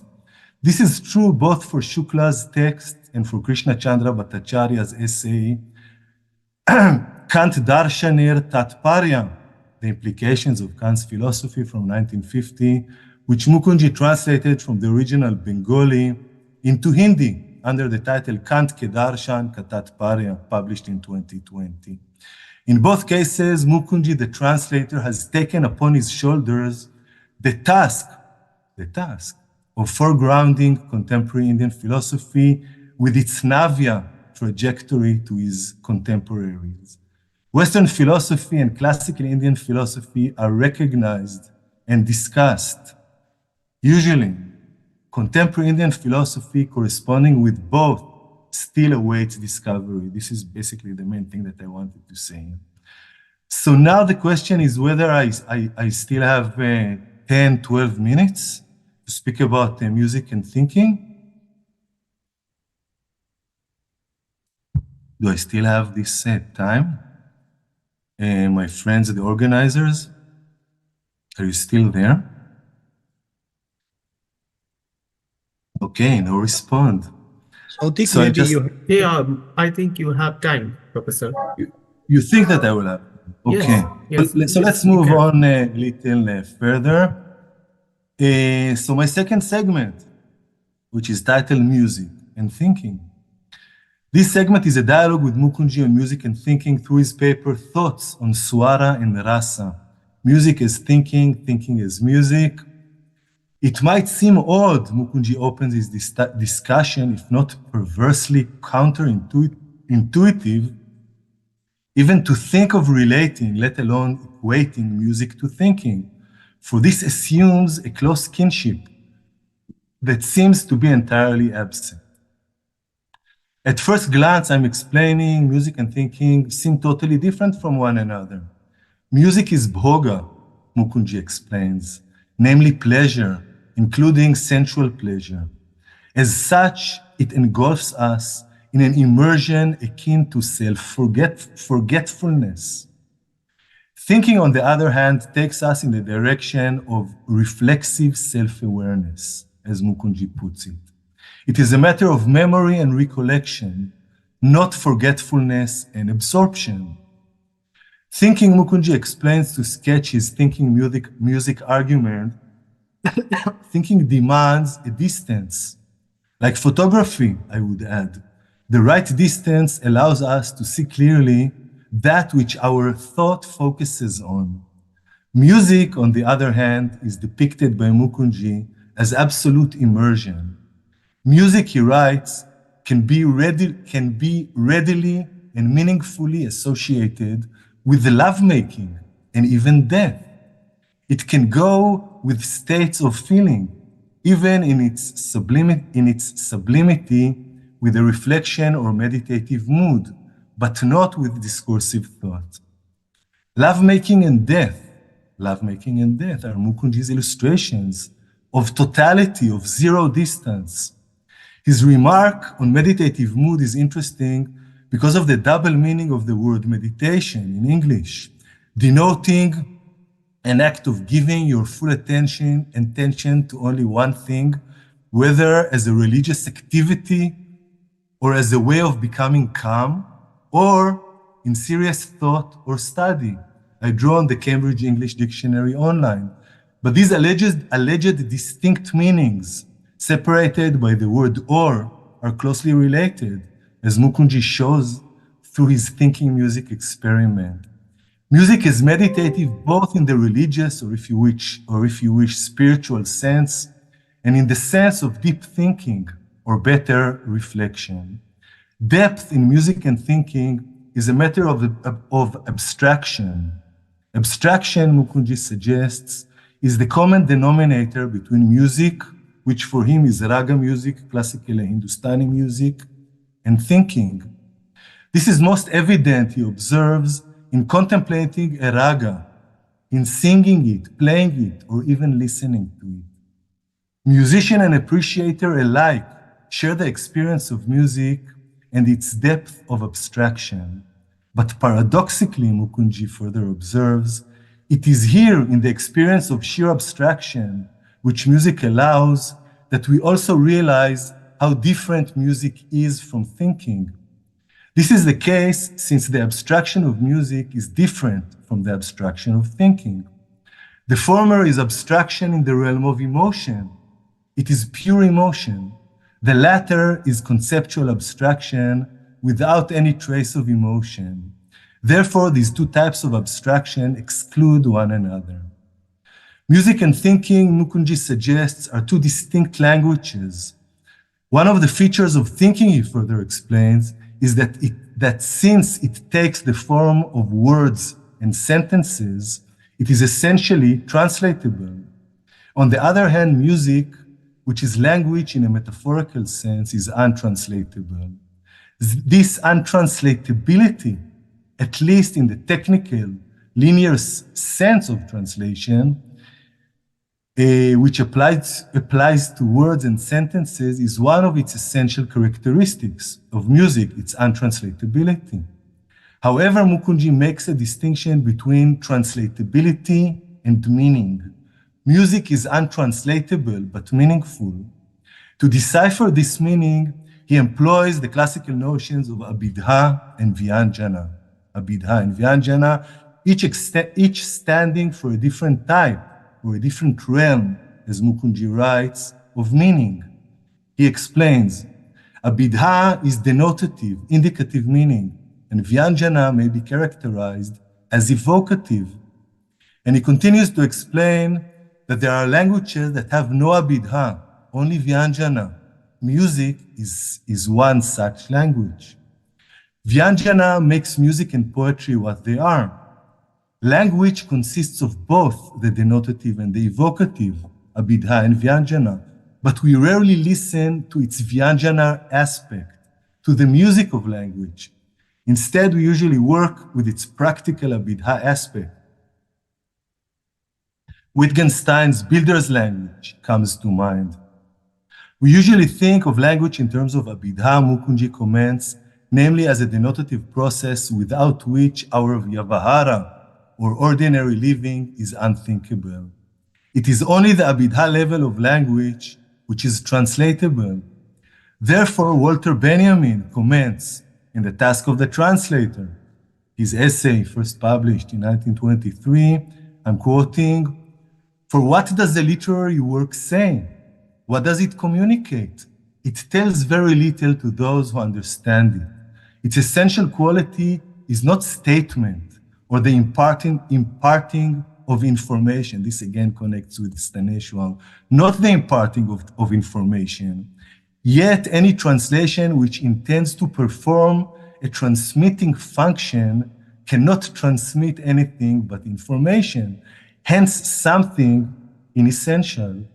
This is the hallmark of bad translations. But do we not generally regard as the essential substance of a literary work what it contains in addition to information, the unfathomable, the mysterious, the poetic, something that a translator can reproduce only if he is also a poet? Mukunji would wholeheartedly agree. He argues that the essence of a literary or poetic work is its untranslatable vyanjana dimension, not its informative abidha content. He would also agree with Benjamin's bottom line. He prefers what he refers to as transcreation, which he already mentioned to you, over the abidha-centered translation. Transcreation is the term he uses for a translation which aims for the impossible, namely for recreating Benjamin's unfathomable. Still in music as thinking as music, Mukunji draws on Anandavardhana, the 9th century thinker, and argues that, I quote, "The significance of vyanjana lies in a meaning that is addressed not to our intellect, but to our emotive, felt consciousness." Mukunji implies that the evocative meaning of a text, including a raga as a text, bypasses the thinking faculty and reaches what he refers to as our felt consciousness, the emotive compartment of our consciousness. I'm quoting him again. Vyanjana Ananda Varjana felt and argued. This is an interesting articulation. Felt and argued is an inherent and natural a function or power of language as much as Abhidha. Typically language in Vyanjana can move out of the rationale or denotative logic of Abhidha and deliberately distort it for its own purposes, unquote. From an Abhidha point of view, Vyanjana is a matter of distortion, but we can think, Mukunji, the classicist, would probably object to my illustration. We can also think of distortion of an electric guitar, distortion that simultaneously disrupts the sound of a classical guitar and creates a new sound, warm, dirty, fuzzy, that has come to define rock and roll. It is distortion in the most creative sense of the word. Mukunji continues to suggest that Vyanjana is an inherent part not only of poetry, but of ordinary, normal, everyday, Vyavaharika usage of language. In conversation with Ananda Vardhana, Mukunji exemplifies our Vyavaharika use of Vyanjana through the phrase Gangayam Ghoshaha, which he renders as the village is right in the Ganga. Malcolm Keating analyzes this phrase in Ananda Vardhana and suggests that this is not just a matter of denoting that the village is located on the bank of river Ganges, but a metaphor implying that the village is as cool and pure as the Ganga. Since this river goddess is associated with sanctity and beauty, and the speaker wants to convey that the village, by proximity, shares these properties. Keating's discussion focuses on theorist Mukula Bharta from the 10th century, who criticizes Ananda Vardhana's claim about a third power in language, besides Abhidha, denotation, and Lakshana, metaphor, namely Vyanjana. According to Mukula Bharta, Vyanjana, rendered by Keating as suggestion, can be reduced to Lakshana, translated by Keating as indication. Vyanjana, Keating agrees with Bharta, is a type. Subvariety is the word he uses, is a type or subvariety of Lakshana. But Mukunji sides with Ananda Vardhana. He sees Vyanjana not as a metaphor, but as an evocation, which can take place even without words, as in music. According to him, the articulation, the village is right in the Ganga, arouses a feeling which cannot be conveyed by a parallel denotative sentence that places the village on the river's bank. This feeling bypasses the mind and penetrates our felt consciousness. It is more than a metaphor, since metaphor can be explained or translated into a denotative sentence. Vyanjana, we already established, is untranslatable. For Mukunji, to reduce Vyanjana to Lakshana is in fact to reduce it to Abhidha. But to reduce Vyanjana to Abhidha, he writes, will also mean a loss of the felt sense, the evoked meaning, which is not only untranslatable, but is the intention and the reason behind such usages. I'm almost reaching the end of my paper. Mukunji shows us that it is fruitful to think of Vyanjana through music and not merely as usual through poetry. And he depicts Vyanjana as a pramana, source of knowledge, thus revealing a noetic or reflexive, if you wish, dimension within feeling. But Vyanjana as a pramana leads not to knowledge in its Abhidha sense, but to meaning. Mukunji asserts that swara, sound, as the foundational unit of music, is meaningful in itself and does not look for a meaning outside itself, as metaphor or language at large do. But swara does not just consist of its own meaning. It is also inherently abstract in nature. This abstract character enables it, Mukunji argues, to be a medium for its own distinct kind of reflexivity. I'm skipping another quote. But what is the difference between the two types of reflection, born of Abhidha and Vyanjana, and taking place in what Mukunji refers to as the thinking consciousness and the felt consciousness, respectively? The former, he explains, is based on a subject-object relationship, the latter of what he refers to as subject-subject relationship. Mukunji sees the possibility of pure abstraction both and side by side in Vyanjana, as in music, and in Abhidha, when thinking withdraws into a pure Vyanjana-less Abhidha. One can indeed see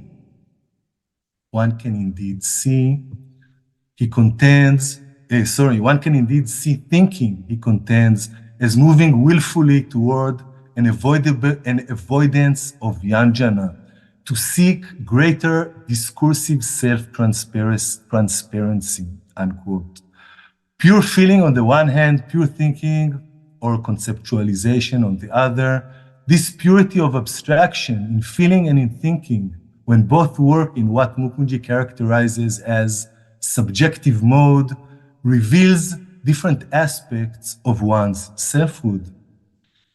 I want to close. So I'm skipping.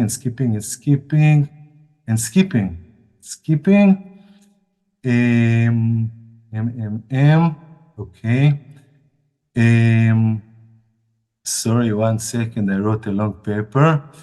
In the very last stretch of his paper, Mukunji claims that despite the kinship between music and thinking that he has elaborately depicted, the two seek very different ends.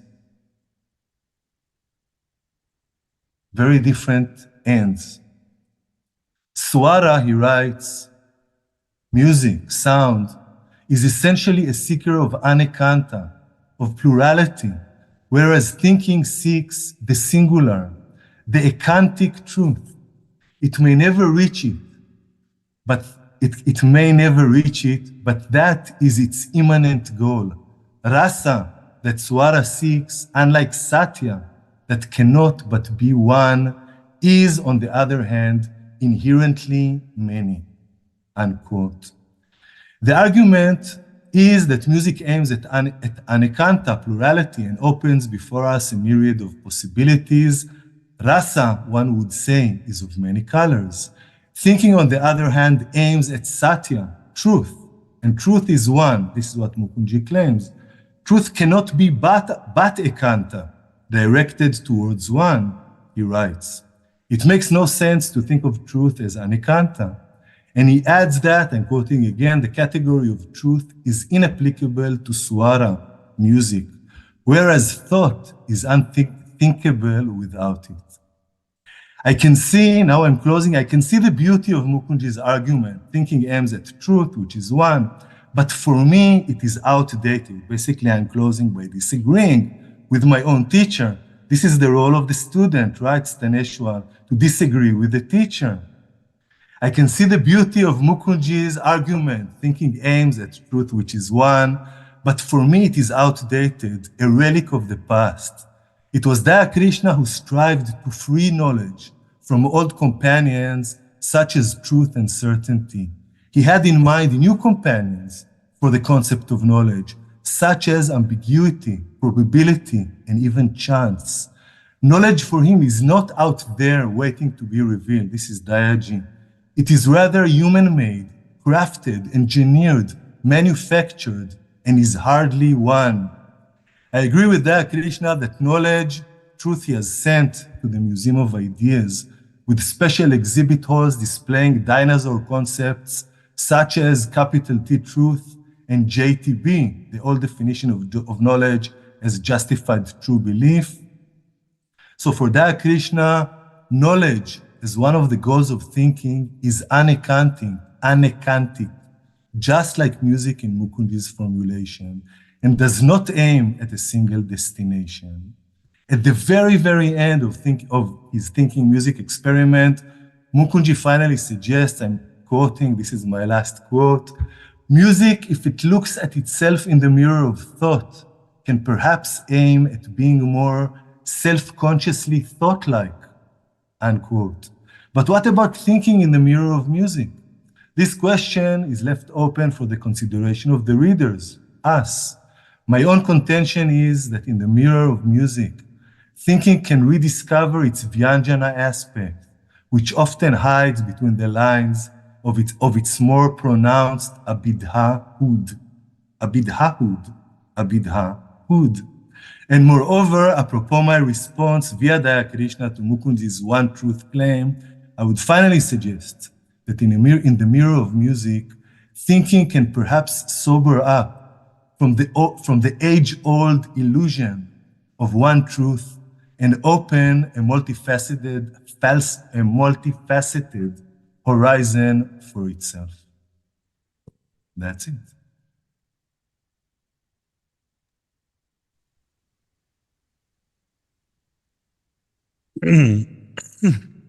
As the chair, I think I'm supposed to give a brief summary of Professor Rave's presentation. Amazing, fascinating, actually. First, let me congratulate you in your new promotion to full professor. Well done. Thank you. Wonderful. Congratulations. And congratulations to you for this amazing presentation. If someone is doing the analysis of Professor Rave's thinking, the progression, one can see the leap in 25 years since he first published on Mukund Lat. I think it was co-published in 2000, something like that. And now the nuances he has added, at least I was not aware of many of these ideas in Mukund Lat's thinking. So I learned a lot. Actually, for people like myself who are trained in classical Indian philosophy, not as much in contemporary philosophers in India, I've found a gateway through Daniel.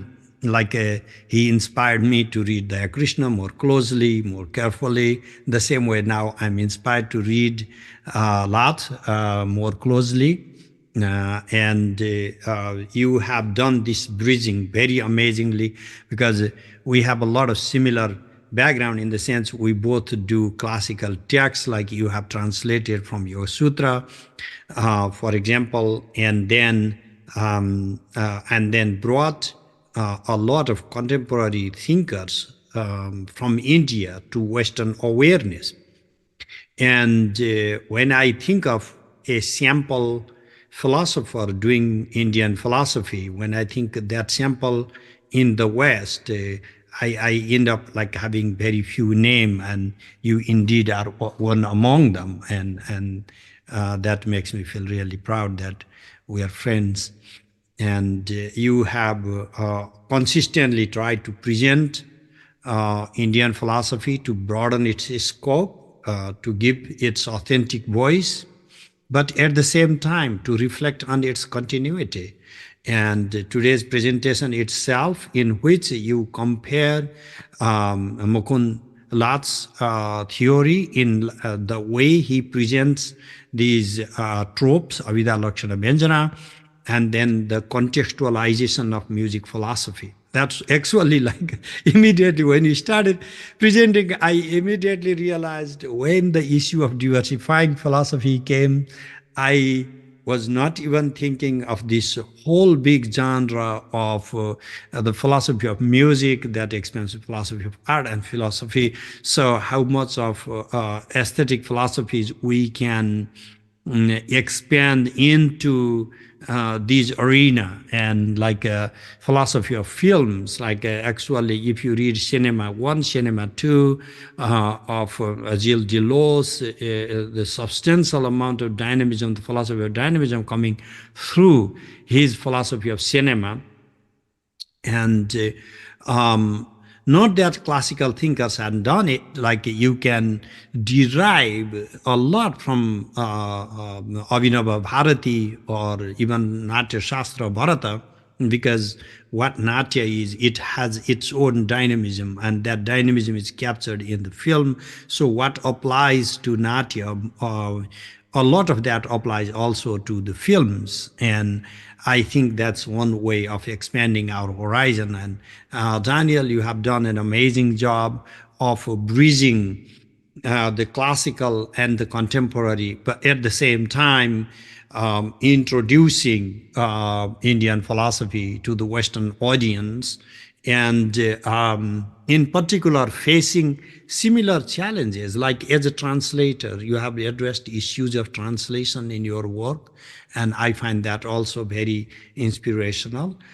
So overall, how you address some of the issues to go beyond Mukundlat's thinking itself, and that's a critiquing, the critique not just following and bringing a new way of looking into the old commentaries, and that in themselves were new thinking in their own time. I find that almost like a continuity of commentarial tradition coming in new mode. I find that when you mentioned Badrinath Shukla, he was teacher to two of my teachers, and I found that very humbling experience actually. And so we have so much in common, and we are working, I think, in the same direction ultimately. And you made a great presentation. Thank you so much. Thank you, Staneshwar. Maybe we now open to questions. If anybody has questions, please go ahead, unmute yourself and ask your questions.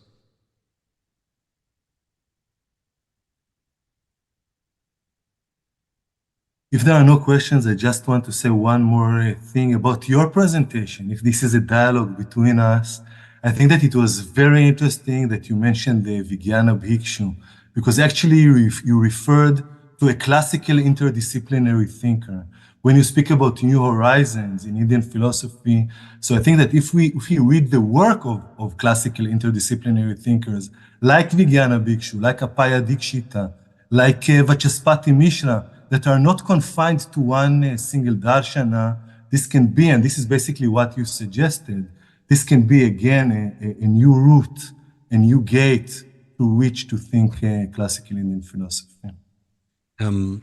Thank you, Daniel. In the Sarvamnaya, I come from a Shaivite Shakta lineage in which all the different darshanas are placed hierarchically in the Sri Yantra. And the idea of a mandala I love, because if you are worshipping a mandala, everybody will say that the deity is at the center and all these associate deities, and this is a very polytheistic understanding. But actually Tantra is through and through, Shakta Tantra is through and through non-dual. And so that philosophy of the deity and her helpers, assistants doesn't fly through the tantric text. So it's the singular deity emanating in the manifold form. And because Sri Yantra places, including Charvaka Darshana, all these darshanas in the multiple layers of Sri Yantra, what that means is that all these darshanas are the emanation of that absolute truth and are irreducible, and therefore every subject should have a proper knowledge of each of these darshanas, because rather than reducing or rejecting a philosophy in absolute sense, they place them as having the relevance. Like for the body, you have the Charvaka. I mean, the way the Sarvamna interprets is for the mind, you have the Sankhya or the Yogacara. So this is, yeah, of course, absolutely, they will go to Mahartha philosophy as the absolute, and to the Bindu, but they are not saying Bindu is, or the center is the only truth, because every point in the mandala is as equally important. You remove one point, mandala is broken. That there is not, you cannot worship a yantra if a part is broken. So, it's a fractured mandala. You have to throw it. You have to sink in the river. You cannot carry on as a ritual object. So in a mandala, you have to have all the deities situated the same way.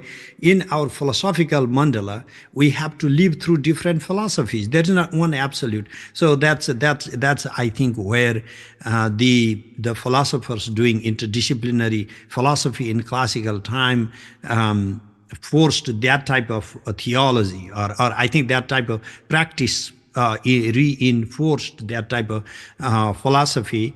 People like Badrinath Shukla would have no problem to pen on the Dhyatmavada, while at the same time being one of the most eminent Nyaya philosophers of his own time. So I don't think, by the way, that this was his position. He was defending this position as a thought experiment. That's He right. Yeah. defended it very well. Yeah. Yeah. Right. So thank you again. But I think that Sophia has a question, and if anybody else has, please raise your hand. Sophia? Hey, can you hear me? Yes, we can hear you. Fantastic. First of all, thank you, Dr. Tamal Sina. I got this notice at the last minute, so I'm afraid I'm coming in a little bit unprepared, and I hope that my question isn't completely outside of the scope of this conversation, but I wanted to bring it back to a couple of the more practical issues that were raised at various times, particularly teaching students, whether that's in the West or otherwise, high school students. I guess I'm a little bit surprised by the way that the West is being presented, and I just kind of want to ask about how the West is viewed in relation to this, because the intellectualism of Kant and Hegel and some of these philosophers was also very much in opposition to the way that I was brought up. I was brought up as a Western Calvinist Protestant. We were not intellectual. We were much more interested in devotionalism and radicalism. The so-called liberal or socialist philosophers were very much considered to be the enemies of the people I came from. So India was actually considered more intellectual to us, almost impossibly intellectual. And I've noticed that when I engage with this set of philosophy, there seems to be an expectation that I will be very well versed in classical Western philosophy, when in reality, I'm mostly well versed in Western religion. I guess I'm just kind of curious about where that fits in, because I'm thinking about how, if we wanted to bring this to the high schools in America, I feel like there's a kind of a religious attitude that would need to be addressed, and it's particularly the people that I grew up with, you know, who are anti-intellectual, who don't want their kids on debate teams because they would learn that Western philosophy that they consider to be in opposition to their religion. But the appeal to people of that background, of course, is that the devotional and the lived aspects of this are very much in line with kind of our, the Protestant interest in devotionalism and in knowing how to live. Does that make sense?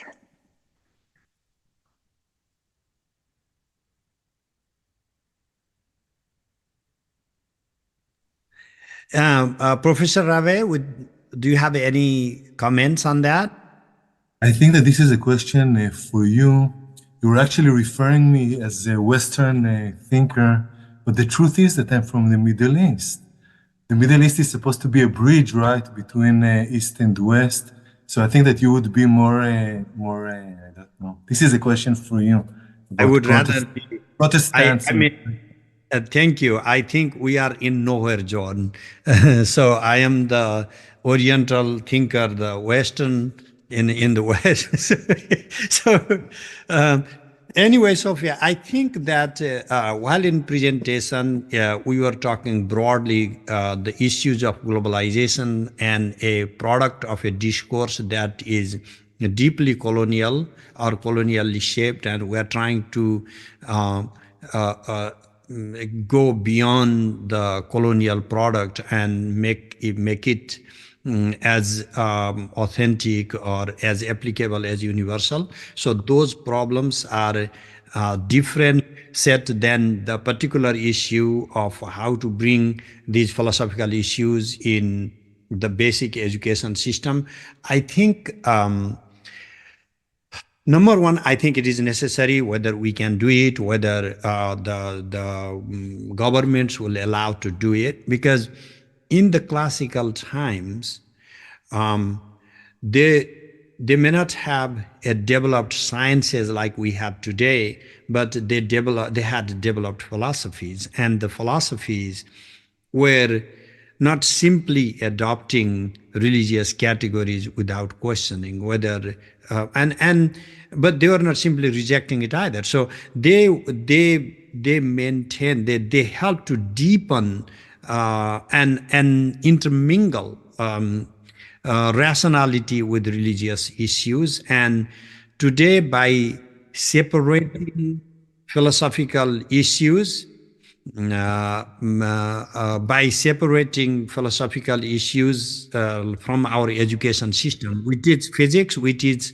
religion in way or the another, by through churches or whatever. One thing we have systematically thrown out is rational thinking, questioning that was done through philosophy.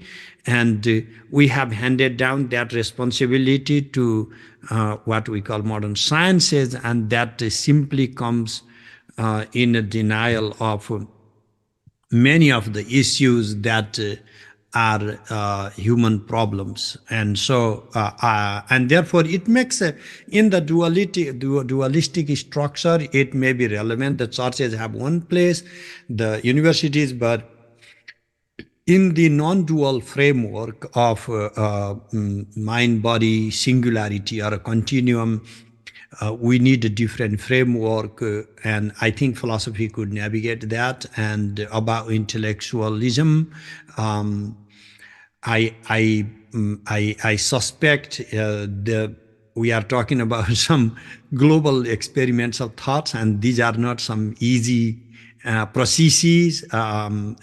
We have to imagine, we have to hope for, but I don't think that many of these things will be actualized in our generation.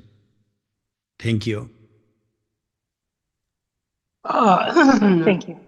Okay, I have one small intervention, Professor Joita. Like, like I was thinking of a particular question which Daniel brought about, like from the beginning, that music as thinking. Like it goes to say what Professor Timal Sinha was speaking earlier about ritual giving rise to philosophy. The intimate relationship with ritual and philosophy. Like somewhere the Purva Mimamsa is leading to Uttara Mimamsa. The whole of Buddhism is leading to Sunyavada Vijnanavada. Like action is culminating, and when it is culminating, if there is no action, then also, philosophy, like it happens what happens to Buddhism. Because it has totally submerged in, like, I don't know whether I'm making the question properly, but my thinking is see, music is an action, it is an anushtana, which gives thinking. Like how it is a ritual. Like if you say music as thinking, it cannot be Sabdabodha, like will not come if you understand it in Abhidha. It is only Vyanjana through which you have to understand even music as thinking. So, taking the music as a anushtana and thinking as the culmination, and again thinking as music. So, how, if you take the paradigm of Buddhism and paradigm of Mimamsaka, both the Mimamsakas, Professor Timal Sinha, do you feel there is any like continuity and discontinuity in Anushtana and Darsana? Am I making my question proper? I am not very okay. I think you must have got something out of what I wanted to ask.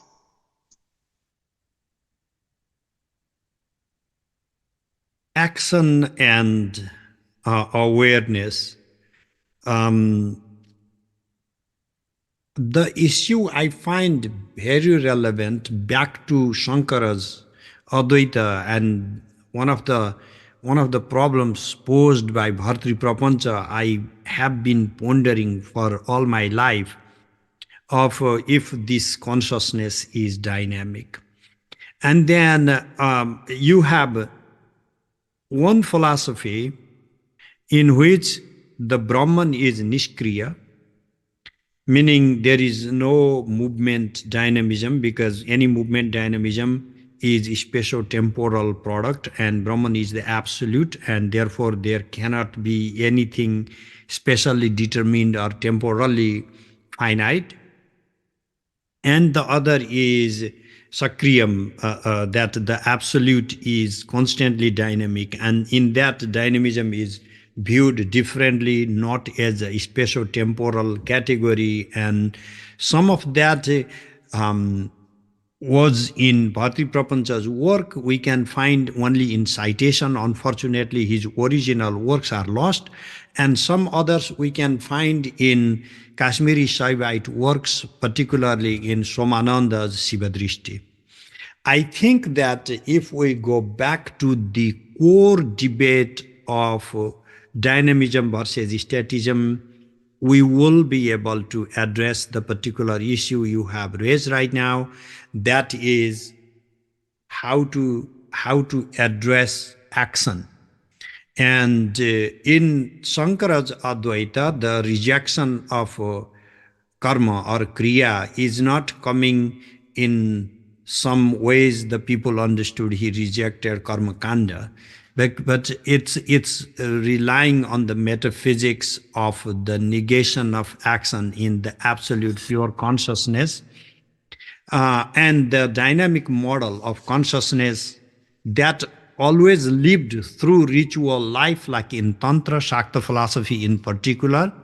So again, going back to the agenda of reframing, diversifying Indian philosophy, I think, Professor Mishra, we have this great opportunity to reread these classical differences.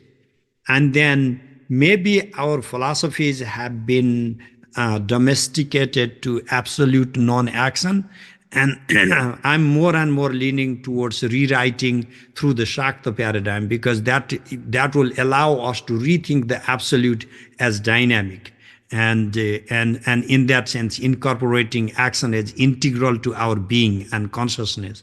But I don't know if I'm even answering any part of your question, but that's all the thoughts that came to me at this point. Thank you so much. No, it was a beautiful answer, Staneswarji. Like, you told that, if you are going to cling to the concept of non-action, naiskarmya, somewhere in future, the whole, the integrating action and knowledge will fall down. And what all happened to Buddhism might happen here also. And Buddhism has taken recourse to action in order to survive.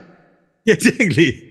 Right. Exactly. So I think that this type of philosophy gives us a lot. So we need to get a new bhashya. So who do it? That's the civilization will bring about those scholars to give a new bhashya for the Upanishads, because that's ultimately we go. But Upanishads, Paschyanna Pashyati, this is like we can have those interpret. But Professor Mishra, let's have this conversation further with you, because Argya Deepta ji has and Jaita, they have raised their hands, so I need to give them time. It's such an honor. Argya Deepta, please have your question. Hello, Pranam Acharya ji on my side. And basically my question relates to your reference to the whole idea of a dynamic absolute, or rather a dynamic understanding of the absolute selfhood, which amounts to more integrative philosophy rather than an exclusive one. So when we talk about the way the Shakta approach to the ultimate ground of the existence, as a dynamic reality which dissolves our polarities in an integrative and inclusive way. And at the same time, coming back to the question of this Eastern Western divide regarding, or rather the Eastern and Western ways of learning or promoting knowledge. Well, again, here one more factor needs to be considered is how the post 20th century turns in the field of knowledge. They've opened up new horizons of accepting differences. Talk about feminism, talk about Marxism, talk about all other new branches of knowledge that have come out. So somewhere can these two approaches be brought together? What we talked about in the context of the Shakta or Shaiva approach of integrating polarities, and the way these new isms or these new critical theories that open up the horizons of acceptance. Thank you so much, Argyadipta. When Abhinava Gupta is describing the dynamic absolute as intrinsically volitional and having luminosity and dynamism in terms of action and the expression of the world as its own spontaneity, he is never talking about some Kashmiris or some Sanskrit literature. His philosophy and through global. And why we are talking about Indian philosophy or Kashmiri philosophy or Sanskrit, poet of 11th century, is because there is no room. There are two completely different problems. One is the social ground reality in which we are systematically denied the platforms, like a majority of the philosophy departments in the West do not allow any conversation in Indian philosophy, and that is what constitutes the need that we need to have these ideas, not because these are Indian philosophies, but because these are amazing ideas coming from another part of the globe. They deserve the same attention. They deserve equal attention, and that is all. But of course, these conversations will lead to the products that will bridge these horizons, that will create new horizons, and that will constitute the type of dialogues that we don't even know today. That's a process of unfolding into newness. So I have no doubt that the new future that awaits us is not something I can predict, I can determine. It's is indeterminable. That is this is anirvachaniya, not in a maya or illusory sense, but this new is in the creative sense. This new emerging philosophies will be something that we would not have a total knowledge right now, and many of these will come in these different modes of dialogue, in the modes of disagreement. In philosophies, we disagree. Gaudapada does not agree everything Nagarjuna says, but Gaudapada does agree substantially with both the Madhyamakas and Yogacara philosophers. So if you read carefully, then you will see, is Gaudapada a pseudo-Buddhist? There are many people who have written along those lines. So when we enter dialogue, we learn a lot from our counterparts.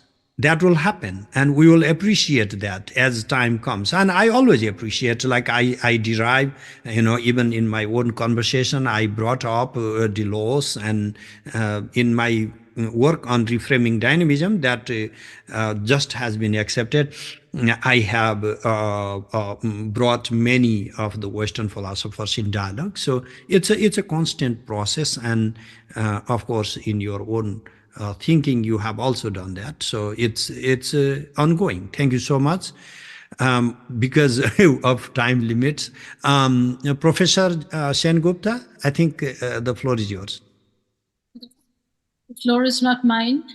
Just a brief response, to what just you said. I've been reading Professor Debashish Banerjee's Cosmic Steps of Time, and he has, used a lot of Western philosophers and found, points of resonance as he's interpreting Brihadaranyaka Upanishad.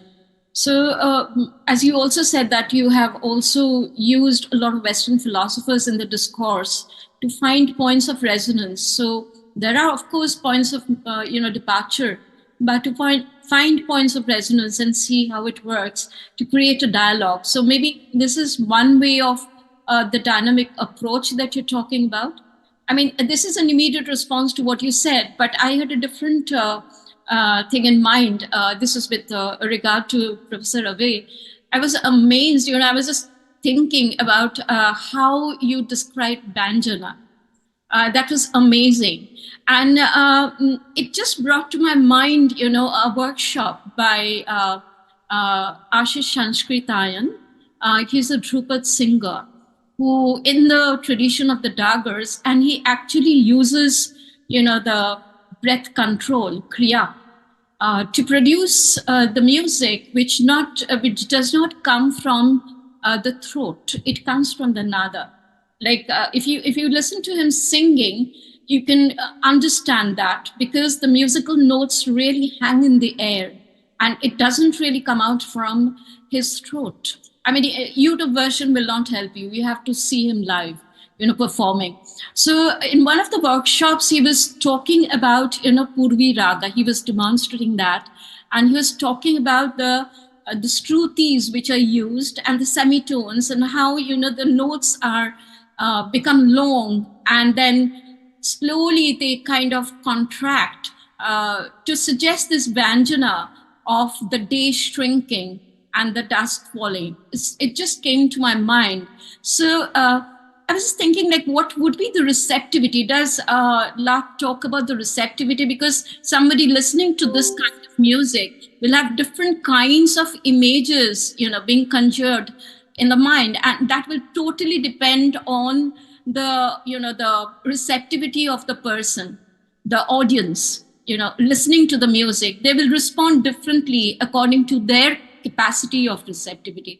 So is there anything that Locke talks about, the receptivity, when he's talking about Vyanjana? Thank you so much.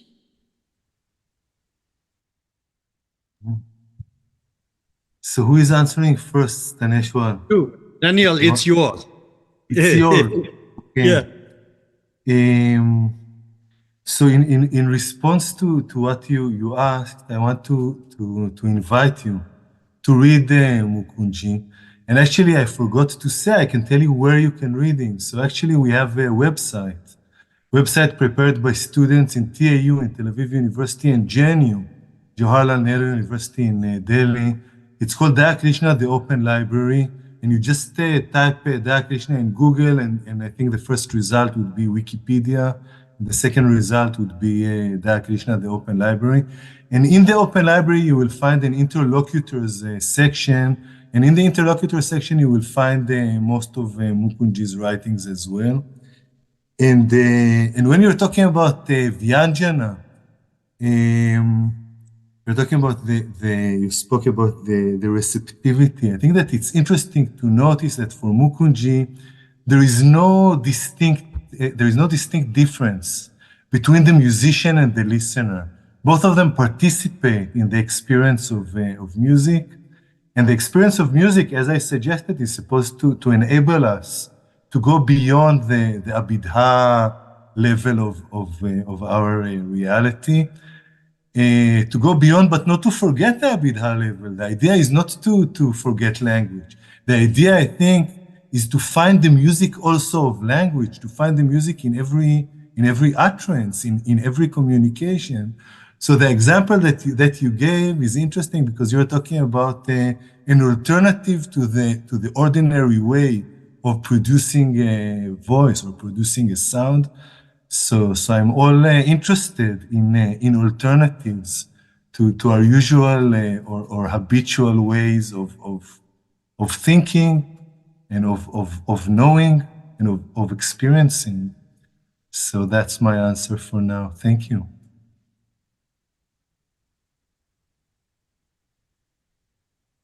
Do we have any other questions?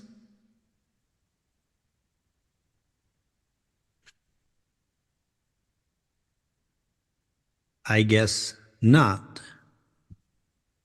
So, Jaita, The floor what's next? is as the chair to say the last word. Oh, so the last word. Thank you so much. So, what is last? There never is last in our philosophy. So, it's only continuity. It has taught us some lessons. And now, Daniel, you are on board. I count on you. And we go from here only increasing our friends and participants. And we create. I'm in this mission to, why I started Bimarsa like 5 years ago is I realized that I'm never going to be free from servitude to the Lord, that is the institution. And I will not be able to redeem myself if I do not fight for what I think is right, to give the breath to these classical modes of thinking in the global scale, to speak. And when I first launched Vimarsa with 4 students, all four, like, this is Vimarsa and this is what we are going to do. And I'm quite happy wherever we are today. But this has to go further and beyond me and beyond Bimarsa because we all feel the need, threefold need actually, to continue the classical modes of thinking without compromising category A, to be able to translate and present those ideas globally, and 3, to be able to engage all those ideas in the open space, to allow all the ideas to compete freely, and let the globe decide, let the globe benefit from all the ideas, no matter where they are coming from. And this is not something that you and I can do alone, but I think today's exercise has taught us something. Professor Godavari Mishra, I know you are in a better position than some of us, and your guidance and your leadership is much appreciated in this regard.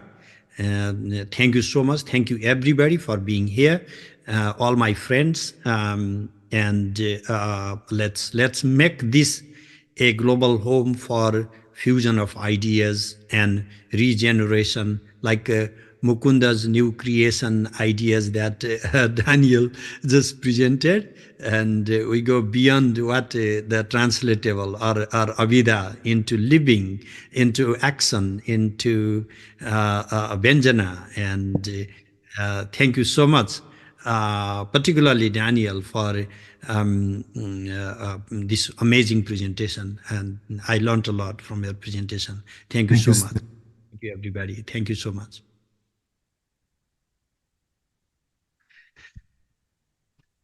All right, then.